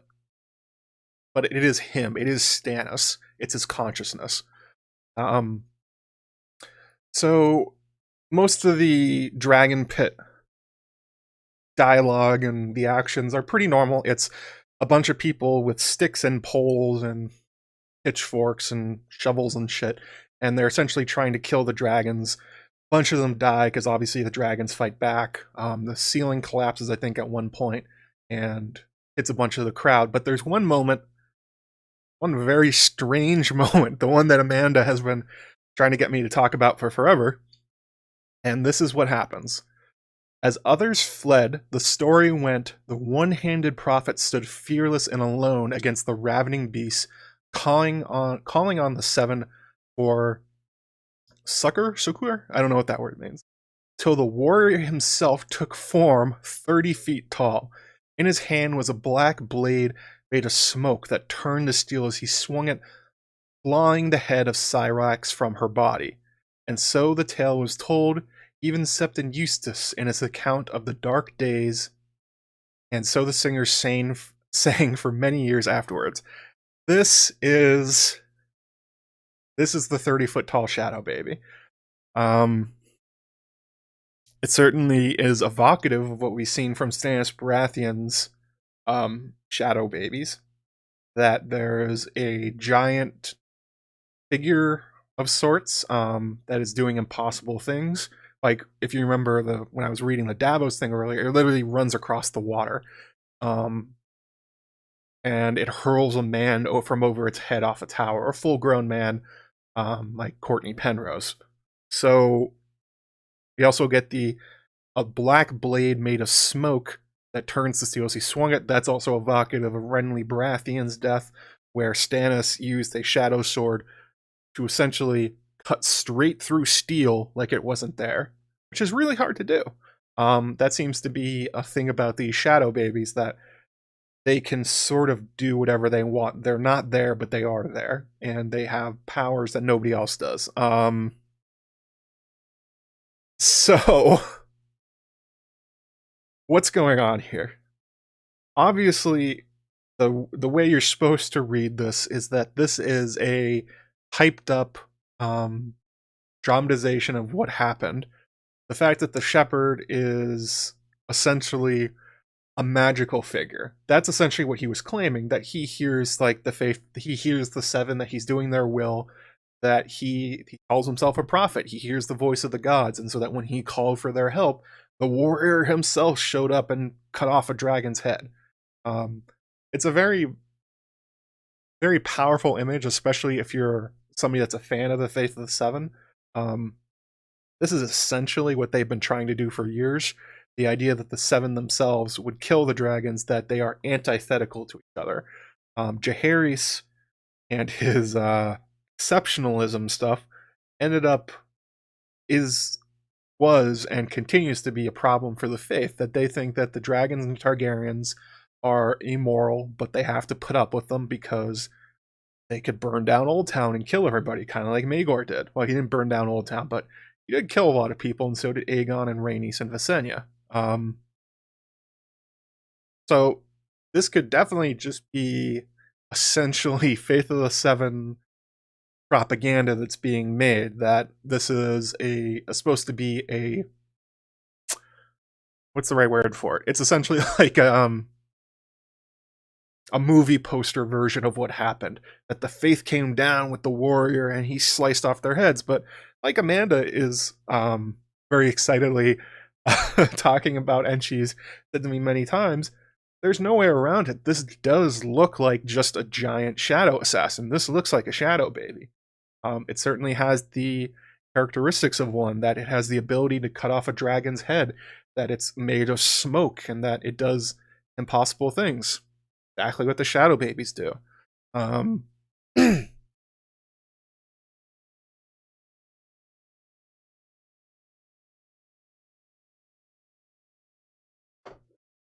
So the question becomes, if this is actually a shadow baby, whose shadow is it and who cast it? Hang on a second.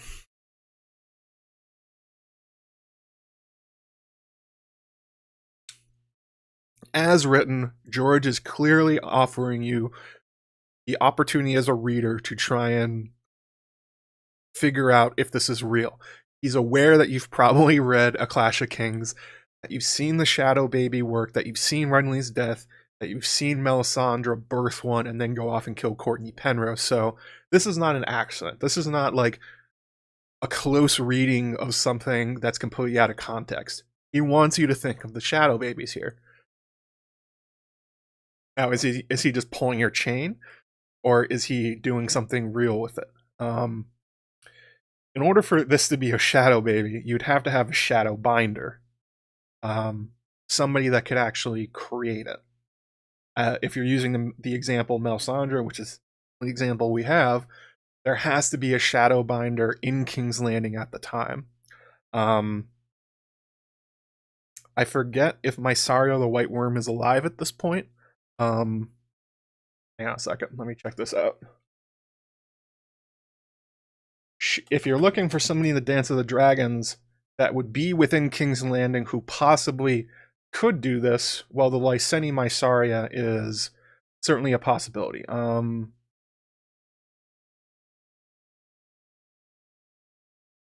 see here. Dragonpit.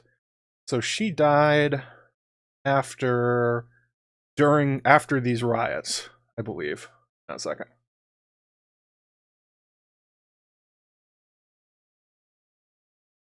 So she's in Mysaria the White Worm is in King's Landing during these riots, and it's after the storming of the Dragon Pit and when Perkin the Flea and Trystane Truefire and the Moon of the Three Kings happens that Mysaria is actually killed.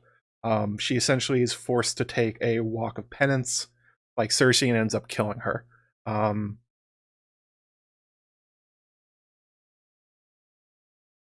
So if you're looking for a named character in King's Landing who could maybe be a Shadowbinder and be able to do this, it's possible that Mysaria could have pulled this off, but that's quite a leap. We don't know that much about Mysaria. We don't know that she's a Shadowbinder, but generally George only makes it so that people that come from Essos are the ones who are Shadowbinders. So there's a really limited list of characters that could be it within King's Landing at that time. Also, it's shown from Melisandre's example that she probably has to be pretty close by to make this happen. I mean, she literally has to go under the walls of Storm's End to create the Shadow Assassin. She's only, I don't know, probably like a half mile away from Renly when she uses Stannis to kill him.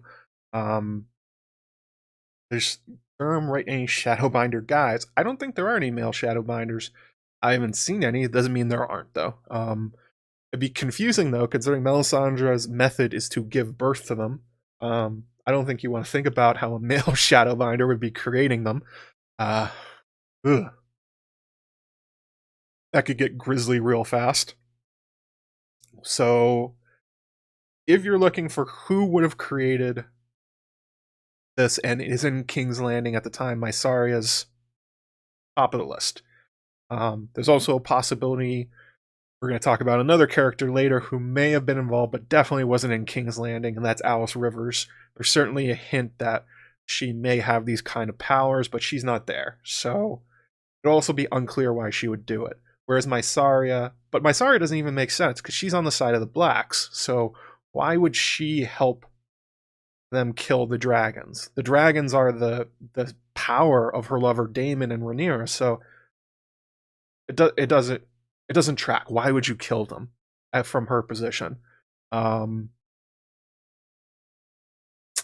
it's tough to say. If this is a real shadow baby, I'm sure Amanda has a much better idea for this. I'm guessing there's a video coming for a character that might be responsible, but you need to find the shadow binder, and then whose shadow this is.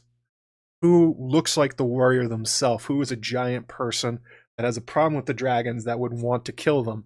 Especially because I believe Syrax, hang on a second, isn't that's Rhaenyra's dragon.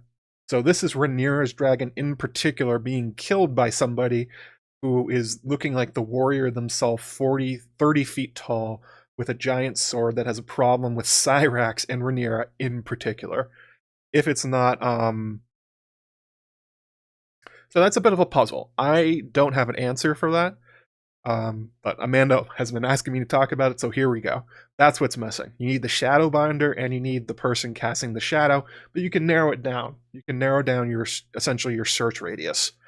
Somebody that could be a shadow binder is in King's Landing, and somebody that has a real problem with Rhaenyra. You get those three, you're right on the way to figuring it out. But I don't really have an idea. Again, Mysaria doesn't really work as a motivation. I don't know why she would help kill the dragons. Why she would be on board with this.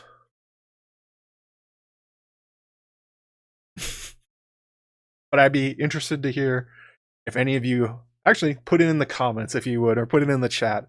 Who's your guess? Who do you think in Fire and Blood casted this shadow, and whose shadow is it?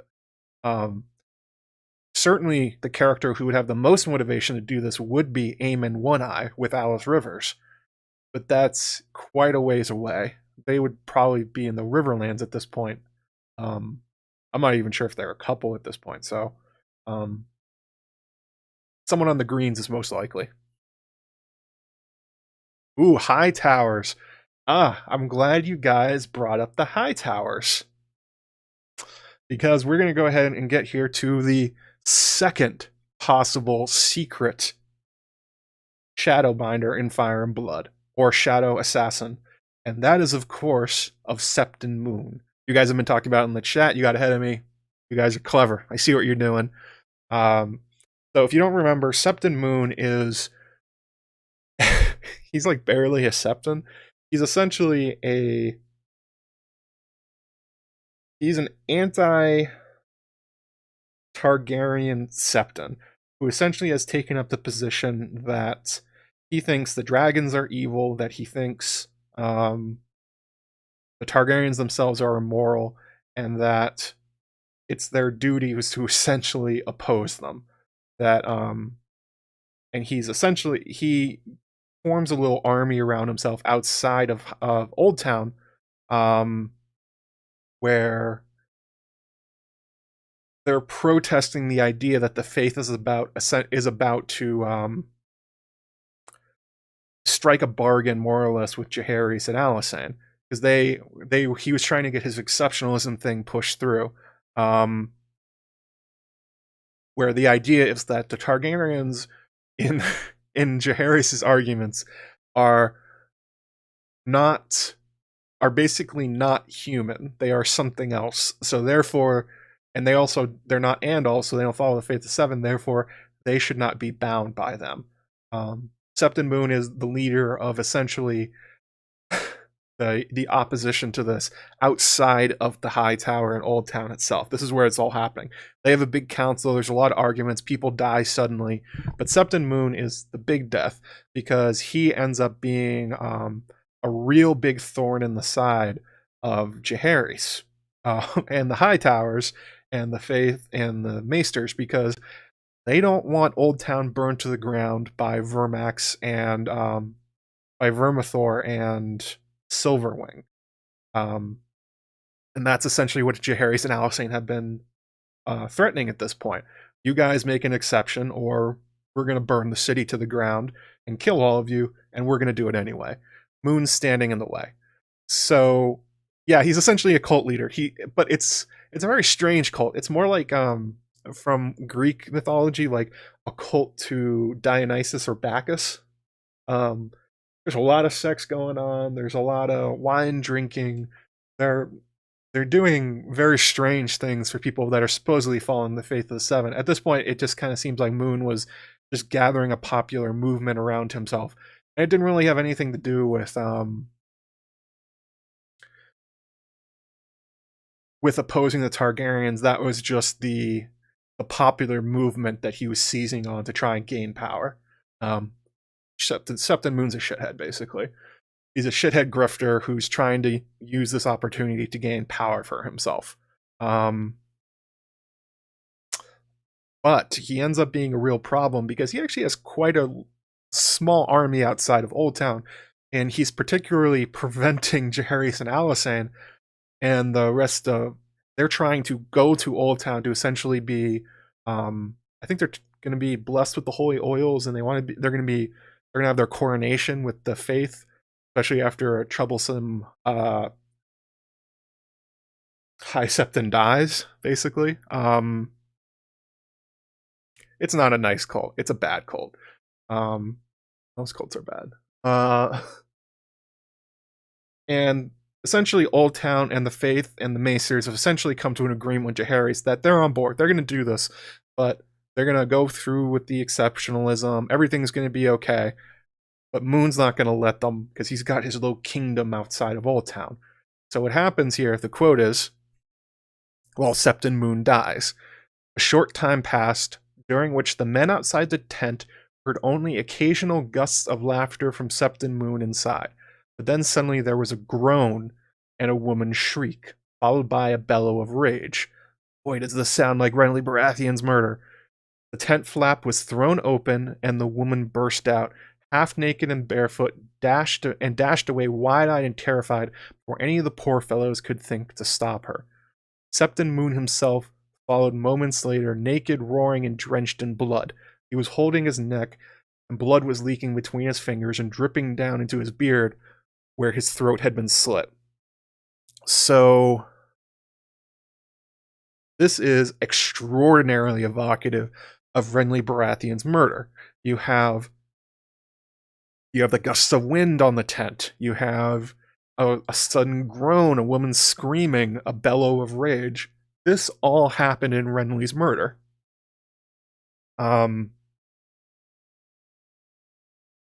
Almost to the letter. The only difference here is that we don't have a POV inside the tent itself. We don't know what's going on in there, but if you remember Renly's murder, you can probably pretty clearly transpose that situation onto this. In Fire and Blood itself, this essentially what happens is the Maester Gildane tries to solve the murder by going through the suspects and who had the opportunity, where they go like, well, maybe the woman did it, or maybe one of the guards did it, or maybe it was like, it's suggested. I forget if it's directly suggested, but Faceless Man is definitely an idea. Maybe the wine was poisoned. Was it like a was it an Agatha Christie situation where everybody was trying to kill Moon and then they all did it at once, so nobody's at fault? But Shadow Assassins is not mentioned, but the situation is nearly identical. And if you're looking for a connection to perhaps later with the 30-foot tall Shadow Baby in the Dragon Pit, well, it certainly serves the interest of the Greens, or the Proto-Greens in the High Towers, basically, for Septon Moon to die.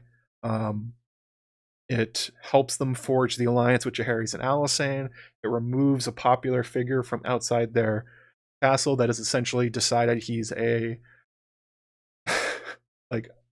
a weird king staging a party where he's taking advantage of his followers, that kind of thing. So Shadow Assassin definitely does make sense. How would they have done it, though?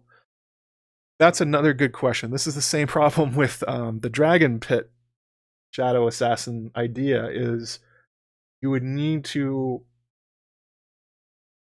have a shadow binder, and then you need to know whose life fire is being drawn to create them.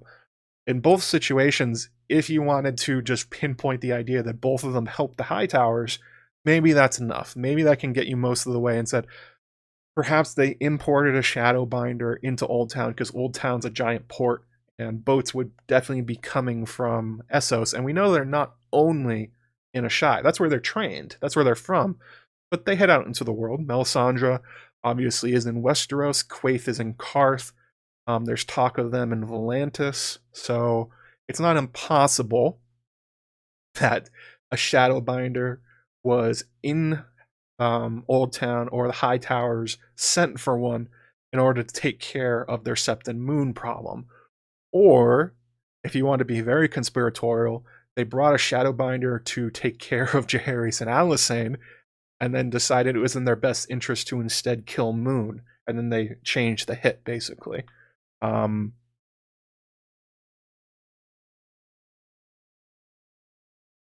you guys are talking about Miri Mazdor. This I didn't talk about this. I didn't put this in my outline, but this is great stuff you guys are talking about. The idea that Amanda's saying that Rhaego looked like he'd been dead for years, that essentially all of his life fire had been used by Miri Mazdor to awaken Drogo. That could be another example of it. I don't think Miri Mazdor is explicitly said to be a Shadowbinder, but there's definitely the idea that there are shadows within the tent, that you see them on the wall of it, and that there's dark magic going on. That one makes a good amount of sense.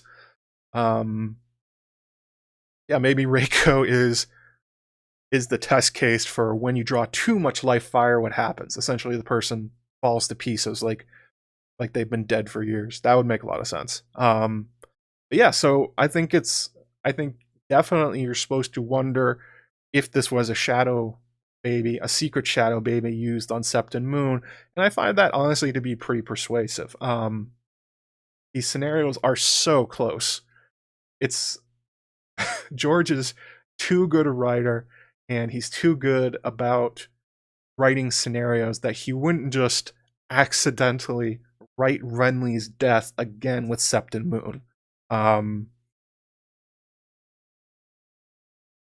I would not be shocked by this. This is, I mean, a lot of people, there are definitely, so it even has the same, aftermath, that characters essentially try to figure out, well, if Brienne did it, why did she do it, or how did she do it? Same thing with Courtney Penrose. Like, what? Well, it's suicide, or did his men throw him off? I don't really know what happened.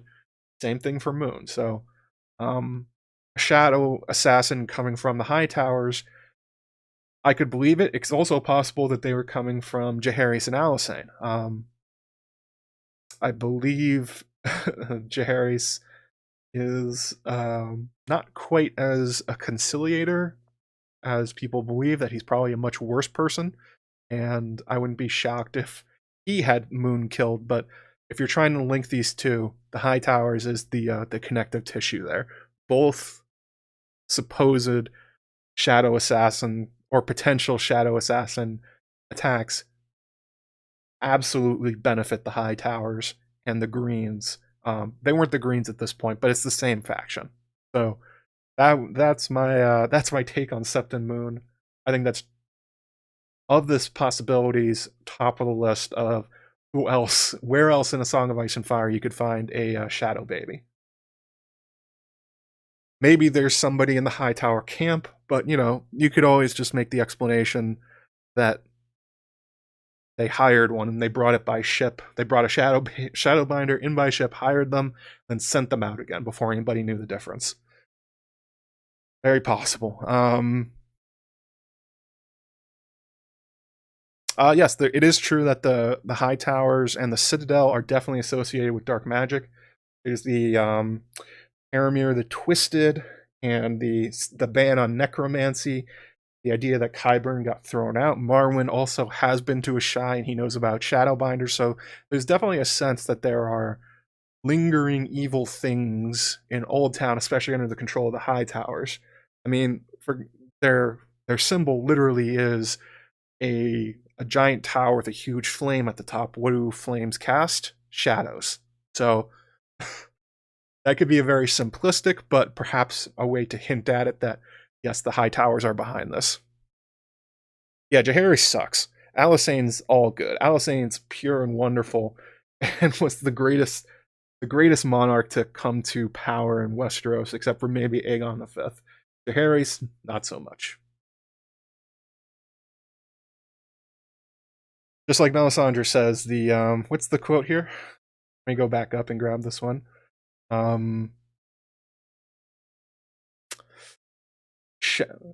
Shadows only live when given birth by light. The king's fire burned. Oh wait.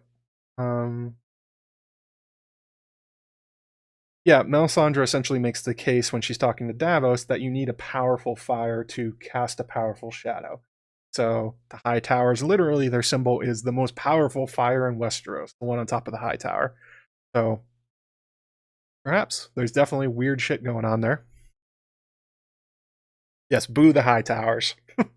Although, if I had to be born into a Westerosi house, I would choose the High Towers.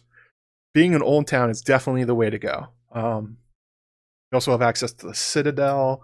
You're near the Arbor. You're relatively safe from everything. Like, Oldtown and the High Tower seems like the place to be born into if you're going to be born into any noble house. Yeah, and there's also the Blackstone Fortress on Battle Isle. There's all sorts of weird, dark things going on in Oldtown. So that is my take on that one.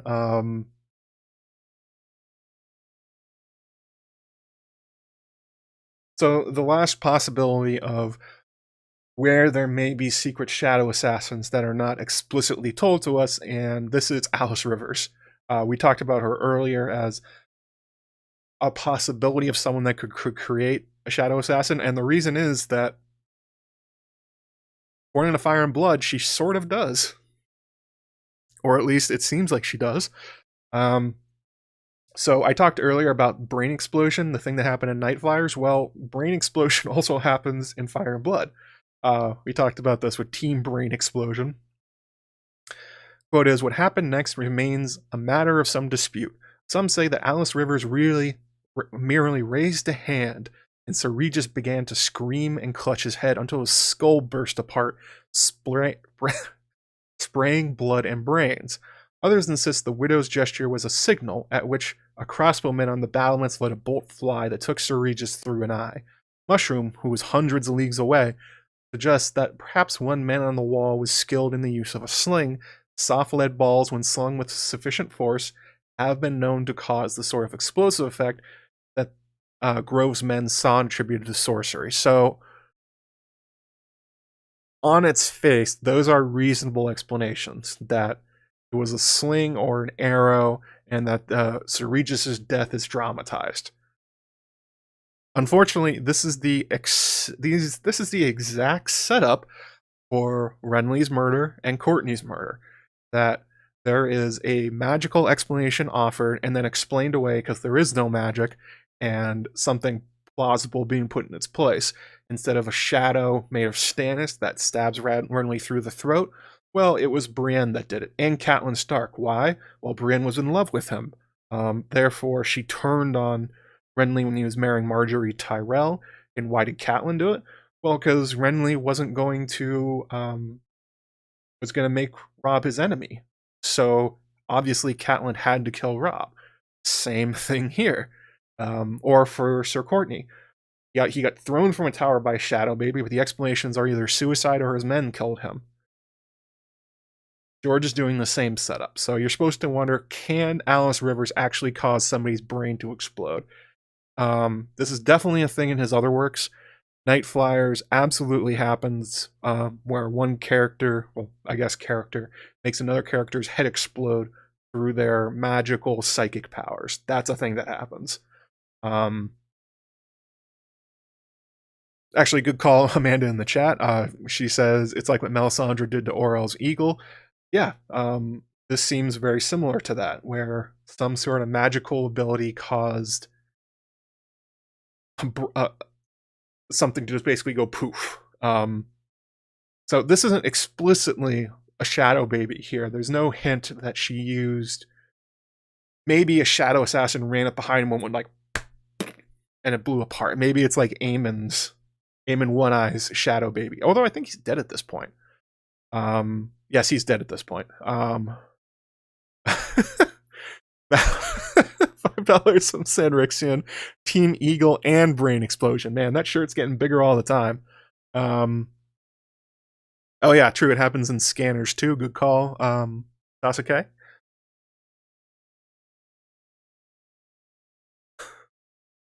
There's so many brain explosions. So if you wanted a dramatic explanation of Alys's powers, Night Flyers is not a bad comp. The same thing happens. I would doubt that one's a shadow baby, but it certainly is making the case that she's literally magical. And then there's the other example. So this is the one that seems much more like a shadow assassin or shadow baby than the brain explosion. Having been captured with a dozen others and having been forced to watch them die by torture one by one before being turned loose to deliver a warning. I'm to tell you what she said, he gasped, but you can't laugh. The widow put a curse on me. Any man of you laughs, I die. When Sir Damon assured him that nobody was going to laugh at him, the messenger said, don't come again unless you mean to bend your knees, she said. Any man who comes near her walls will die. There's power in them stones, and the widow's awoken it. 7 save us all, she has a dragon, I seen it. The name of the messenger is lost to us, along with the name of the men who laughed. But someone did, one of Lord Derry's men. The messenger looked at him, stricken, and then clutched at his throat and began to wheeze. Unable to draw breath, he was dead in moments. Supposedly, the imprints of a woman's fingers could be seen upon his skin, as if she had been in the room choking him. So, that absolutely seems like a shadow assassin. That seems like something that could totally be a thing that one of these shadow assassins would do. Run up behind somebody or be lurking in the shadows behind them and then reach out, grab their throat, and kill them. We've seen the other shadow assassins do remarkable feats of strength, do amazing things with their shadow swords. So the idea that one could run up and choke somebody to death, definitely in the realm of possibility. The question then becomes, when did Alys Rivers become Shadowbinder? That is the question I brought up during the stream all about Alys Rivers. This actually, if you answer this question with true, Alys Rivers is a Shadowbinder and has the ability to do these things, that just opens up like 15 other questions about like, wait, who is this woman exactly? Like, the parallels between her and Melisandre become very blatant at that point. The idea that nobody's sure how old Alys is. She looks a lot younger than she's supposed to be. For instance, there is a suggestion that she's kind of like old Nannish, that she's been around the Strong household for many years, longer than anyone can remember, and they're not even sure which member of the house she's related to. Like, is she Lionel's daughter? Is she his half sister? But wait, wasn't she his nursemaid? Like, what's the time frame for Alys Rivers? At this point, this is where the parallels just like explode, and you're going like, okay, well, is she wearing a glamour? Is she like Melisandre? Some people, I think, in that stream comments even made the case like, is she literally Melisandre? Or I don't know, is she the Ghost of Highheart? Is she Maggie the Frog? Is she... I don't think Miri Mazdor has been suggested, but definitely the idea that there's more to Alys Rivers than meets the eye. If she is a Shadowbinder, if she is like Melisandre and she has the ability, you have to then obviously wonder how. Is this like an innate ability, or did she learn it from somewhere? If she learned it from somewhere, that suggests she's been to a Shy. Which, how would a bastard girl from House Strong, not even the most particularly powerful house, end up going to a Shy, learning to be a Shadowbinder, and then come back to Westeros? At that point, like, if that's true, like, let's just make up a fan fiction here. Let's say Lionel Strong decided to send his half-sister, or whatever she actually is, Alys Rivers, to Asshai to learn to become a Shadowbinder. Like, for instance, he's making Larys into a weapon. He's making Harwin into one too by making a member of the Gold Cloaks. Maybe he did the same for Alys. And then she comes back. But then the question is, if that's true, then why was she left on her own with the rest of the Strongs in the Riverlands, in Harrenhal? Wouldn't she be more used to Lionel Strong as a Shadowbinder next to him? She could be a pseudo Master of Whispers for him, carrying out assassinations and stuff like that. It's very confusing, and honestly, just as confusing as Melisandre, if you assume this is true about Alys Rivers. Oh, Quaithe, there's another good one. Character with a mask. Yeah. If you go down that way, and then you have to assume that for some reason the Alys Rivers character itself is fake, that there never was an Alys Rivers, that she was not a member of House Strong, that she was in fact somebody just pretending to be a member of their family for some reason, or is she even a faceless man at that point? Is this a totally false identity? Very, very interesting questions. She definitely has the sense, a very similar description of her that you get from Melisandre, where she seems magical. She seems otherworldly in a way that George is fond of writing. It's very strange to think about. Oh, Aaron asked, do we think she has to be physically in a Shai to learn? Could she have been taught by another Shadowbinder in Westeros? Are there other Shadowbinders in Westeros? I don't know. I don't think we know of any at the time. As far as we know, you have to go to a Shai to become a Shadowbinder. That's what we know, but it doesn't mean it's always true. As I said, there certainly are Shadowbinders elsewhere in Essos. Maybe somebody taught Alys somewhere else, but there's no history here. We basically don't know anything about her. It's just sort of suggested. And honestly, this is something that people in the fandom have noticed for a while, ever since Fire and Blood came out, that like, wow, there's a lot of weird similarities between Melisandre and Alys Rivers. So which of them are true, which one of them is false? I mean, it's hard to say. We're supposedly going to get more from Alys in Fire and Blood Part 2 whenever it comes out, because the book ends, I believe, with her still in charge of Harrenhal, and she holds it for quite a long time before it gets taken back over. She's the Witch Queen of Harrenhal for years, I think, because of winter falls, and it essentially protects her, which is a whole nother thing, that the Witch Queen of Harrenhal is protected literally by winter. Very strange. Shai University at Harrenhal? What, like Ohio? What is it? Miami University of Ohio, or whatever it's called. Maybe there are Shadowbinders always in Oldtown. Maybe they hang out by the docks or something like that. I don't know. This is what I mean. If this is true, if that man was actually choked to death by a shadow baby, it makes Alys Rivers a exponentially more interesting character. And it really widens George's use of these things, because, why put them in if you're just going to use them these 2 times? What's the point? Like, why do it? Well, for one reason is that George, I think George, going into A Clash of Kings, got the sense, perhaps from his readers, that they weren't. I mean, the story starts off with objective fantasy. You get the others show up at the end of a Game of Thrones. Daenerys' dragons are born again, and so there is a fantasy element to it. But most of the book is pretty far off the fantasy path. Most of the book is largely the same as this, like, what is it called, by Maurice Druon. I have the book.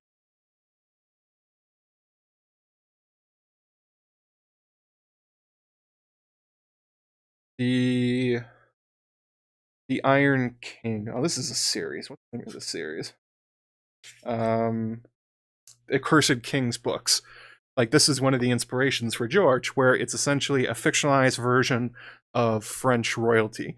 And you could be not that far off if you read a Game of Thrones and most of A Clash of Kings and come away with, well, it's basically just Accursed Kings with like a light fantasy aspect. But the use of the shadow babies by Melisandre definitely is supposed to kick you in the head to essentially remind you that no, this is fantasy. There is magic. There is weird shit going on, especially things that you're not going to expect.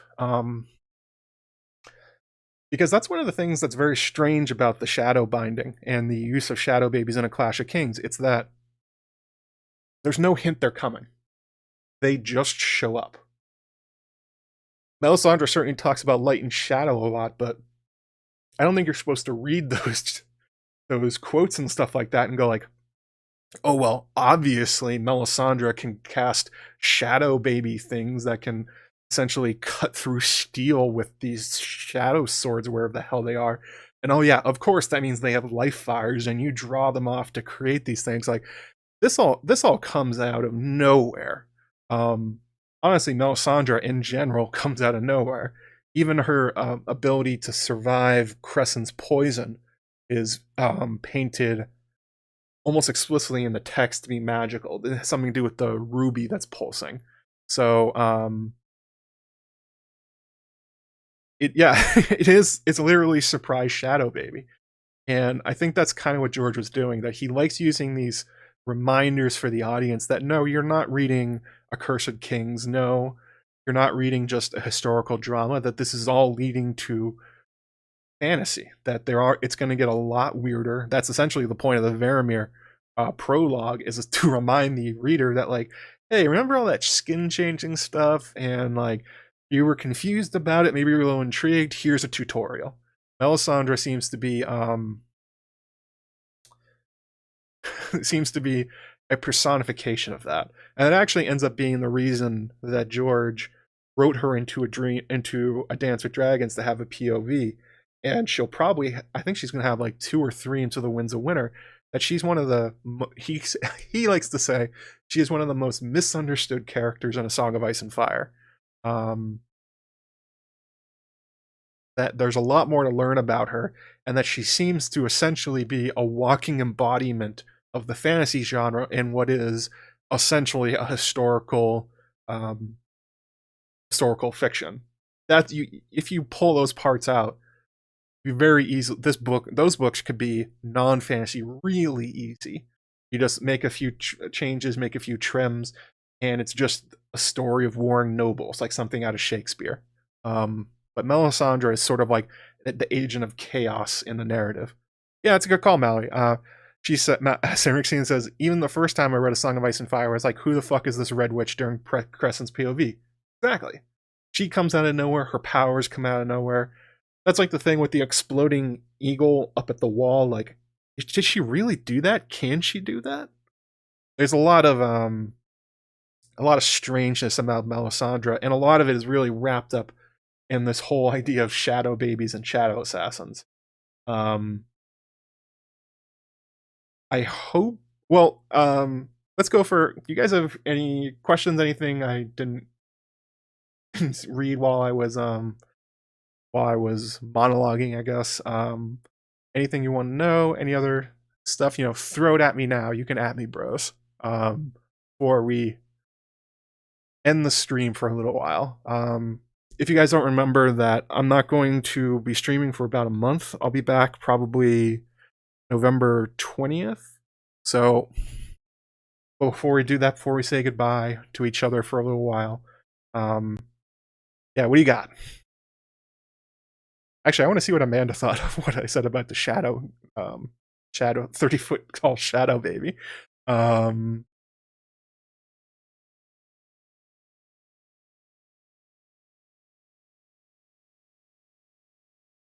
She's basically writing a video in the comments here. She does this sometimes. Always watch Amanda when she's in a chat. Her mind is always working in fascinating ways. Oh,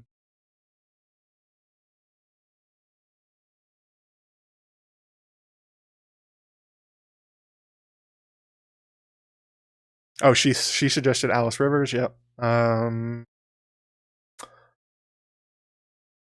Open question. So who knows if it's real? You got to solve those problems, but if you can solve them, you got yourself a good theory going. No, November 20th. So next weekend I'm off, October 16th. Yeah. I have a wedding in November. Oh, wait a second. Let me check the date. 1 second.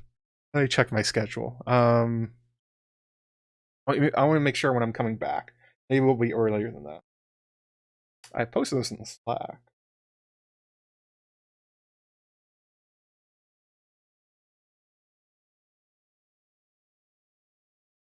When am I coming back? Oh, I'm coming back November 8th. So next stream will probably be November 13th, probably.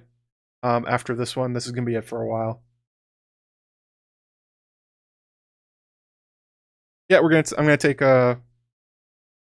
Like I said, I have a bachelor party and a wedding coming up. Plus, I have to work some of those weekends, so I'm just gonna take a break from streaming for a little bit. Recharge my life fires. Yeah, that's right. My life fire has been kind of low for a while.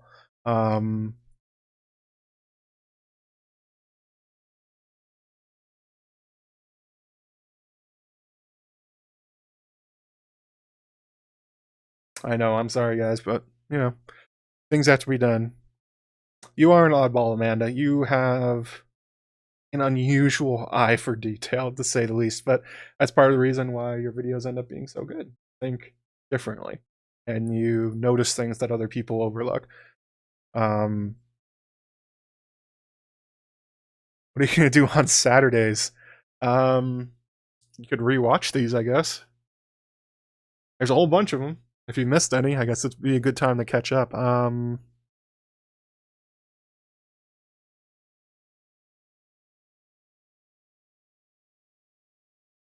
Oh, 25 PLN from Kraken Queen. Great stream as always. Thank you for the quality content. Enjoy your time off and recharge.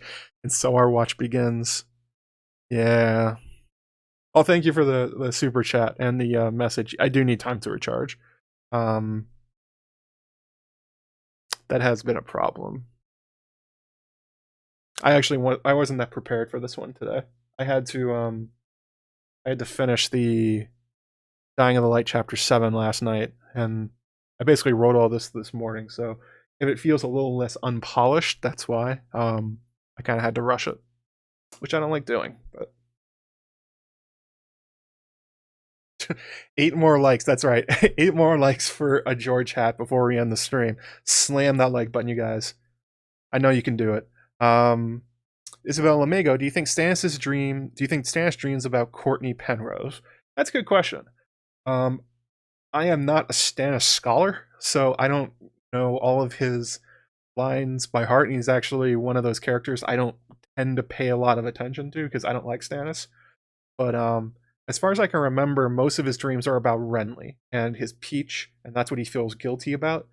But I'd be curious if Penrose does come up in his POVs in A Dance with Dragons. Actually, let's look that up right now. We're gonna do a live check. By the way, if you guys don't know what a Search of Ice and Fire is, searchoficeandfire.com, it's all the books.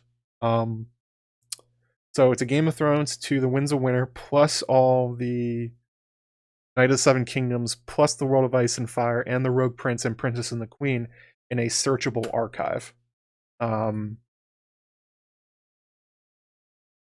So it makes it really easy to look things up. At least by keyword. You kind of have to remember what you're looking for. One of the worst things about a Search of Ice and Fire is it allows people to essentially keyword search and come up with really bizarre theories about like specific word choice because you can essentially just see them all in a row. Oh, we got it. Look at you guys. Look at us. Wearing some turtle hats before we go. Doesn't look like there's any mention of Courtney Penrose in A Dance with Dragons or A Feast for Crows. I'm not sure about. So here, Storm of Swords. Davos thinks about him. I think the last time he comes up is actually in A Storm of Swords. Cortnay.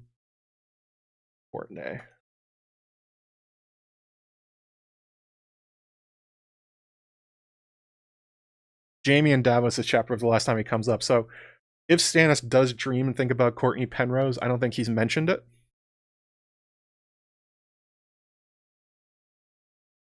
Actually, I'm going to go ahead and link that one. For all you aspiring theory writers or people that want to do analysis or your own content, Search of Ice and Fire is a godsend. Seriously, you should check it out.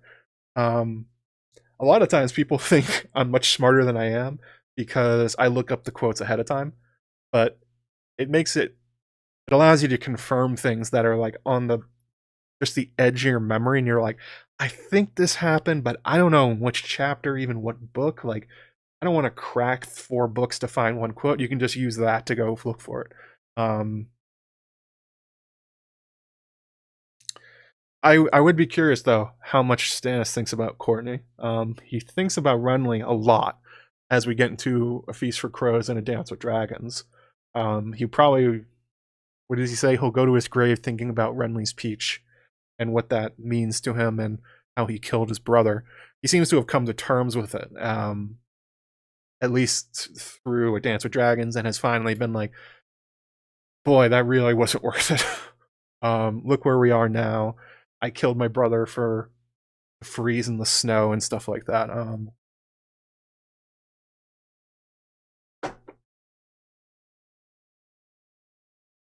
Well, one thing is that I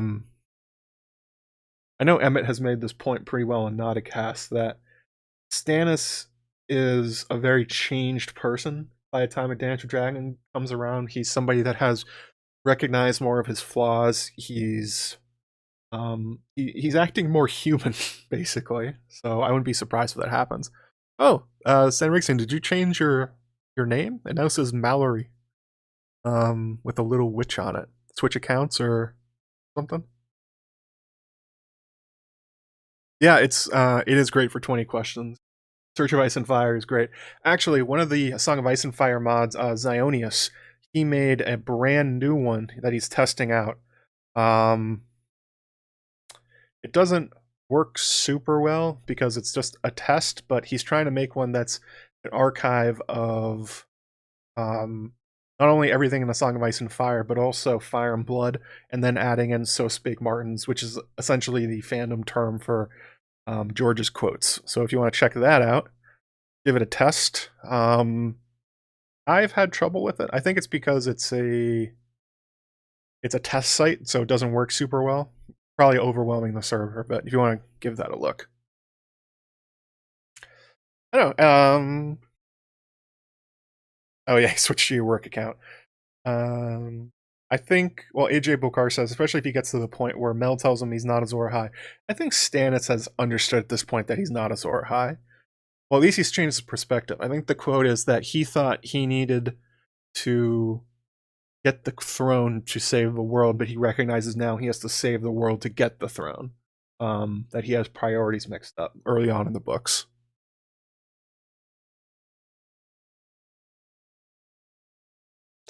Certainly a healthier understanding, sort of, at least for him mentally, but there's still the burning of Shireen out on the horizon, so I wouldn't give Stannis a lot of credit on that count yet. There's still a lot of horrible things for him to do before he probably ends up dying. I doubt he gets axed by Brienne, but I don't know. That was one of those things that I thought was a little not great about Game of Thrones, to say the least. That they took Jaime and Brienne out of the Riverlands, especially Brienne, for her plot into A Dance with Dragons and A Feast for Crows, largely because they cut Stoneheart and they didn't really know what to do with her. So they essentially had her hunt Stannis, sort of, and try to save Sansa, and that was sort of it. They clearly knew where she was going, but they had trouble with when they excised what George wrote. They were like, oh, God, we need to figure out something to do with this character. Not the best. I would be surprised if it's Brienne that actually delivers the last blow to Stannis. Although it was satisfying. Although that is one thing that the show did that the books did not, is that they put a lot more effort into making show Renly likable. Book Renly is a bit harder to like.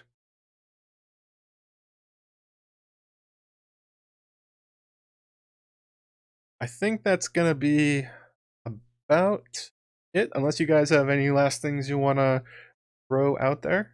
Oh, I always forget to check Patreon. I mean, anyways, Tim usually says something. Nope, didn't this time. So yeah, if you that would probably be it until about November. What did I say? November 8th. I'm gonna take about a month off. Oh, November 13th will probably be the next stream.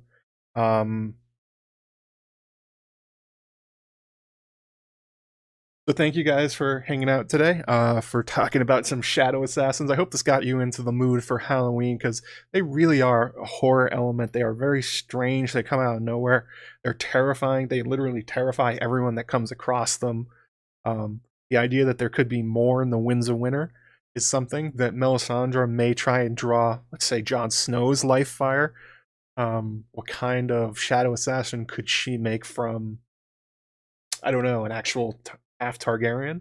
That would be something cool to see. Especially if she realizes who Jon is and that he has King's blood. That could be off the chain. I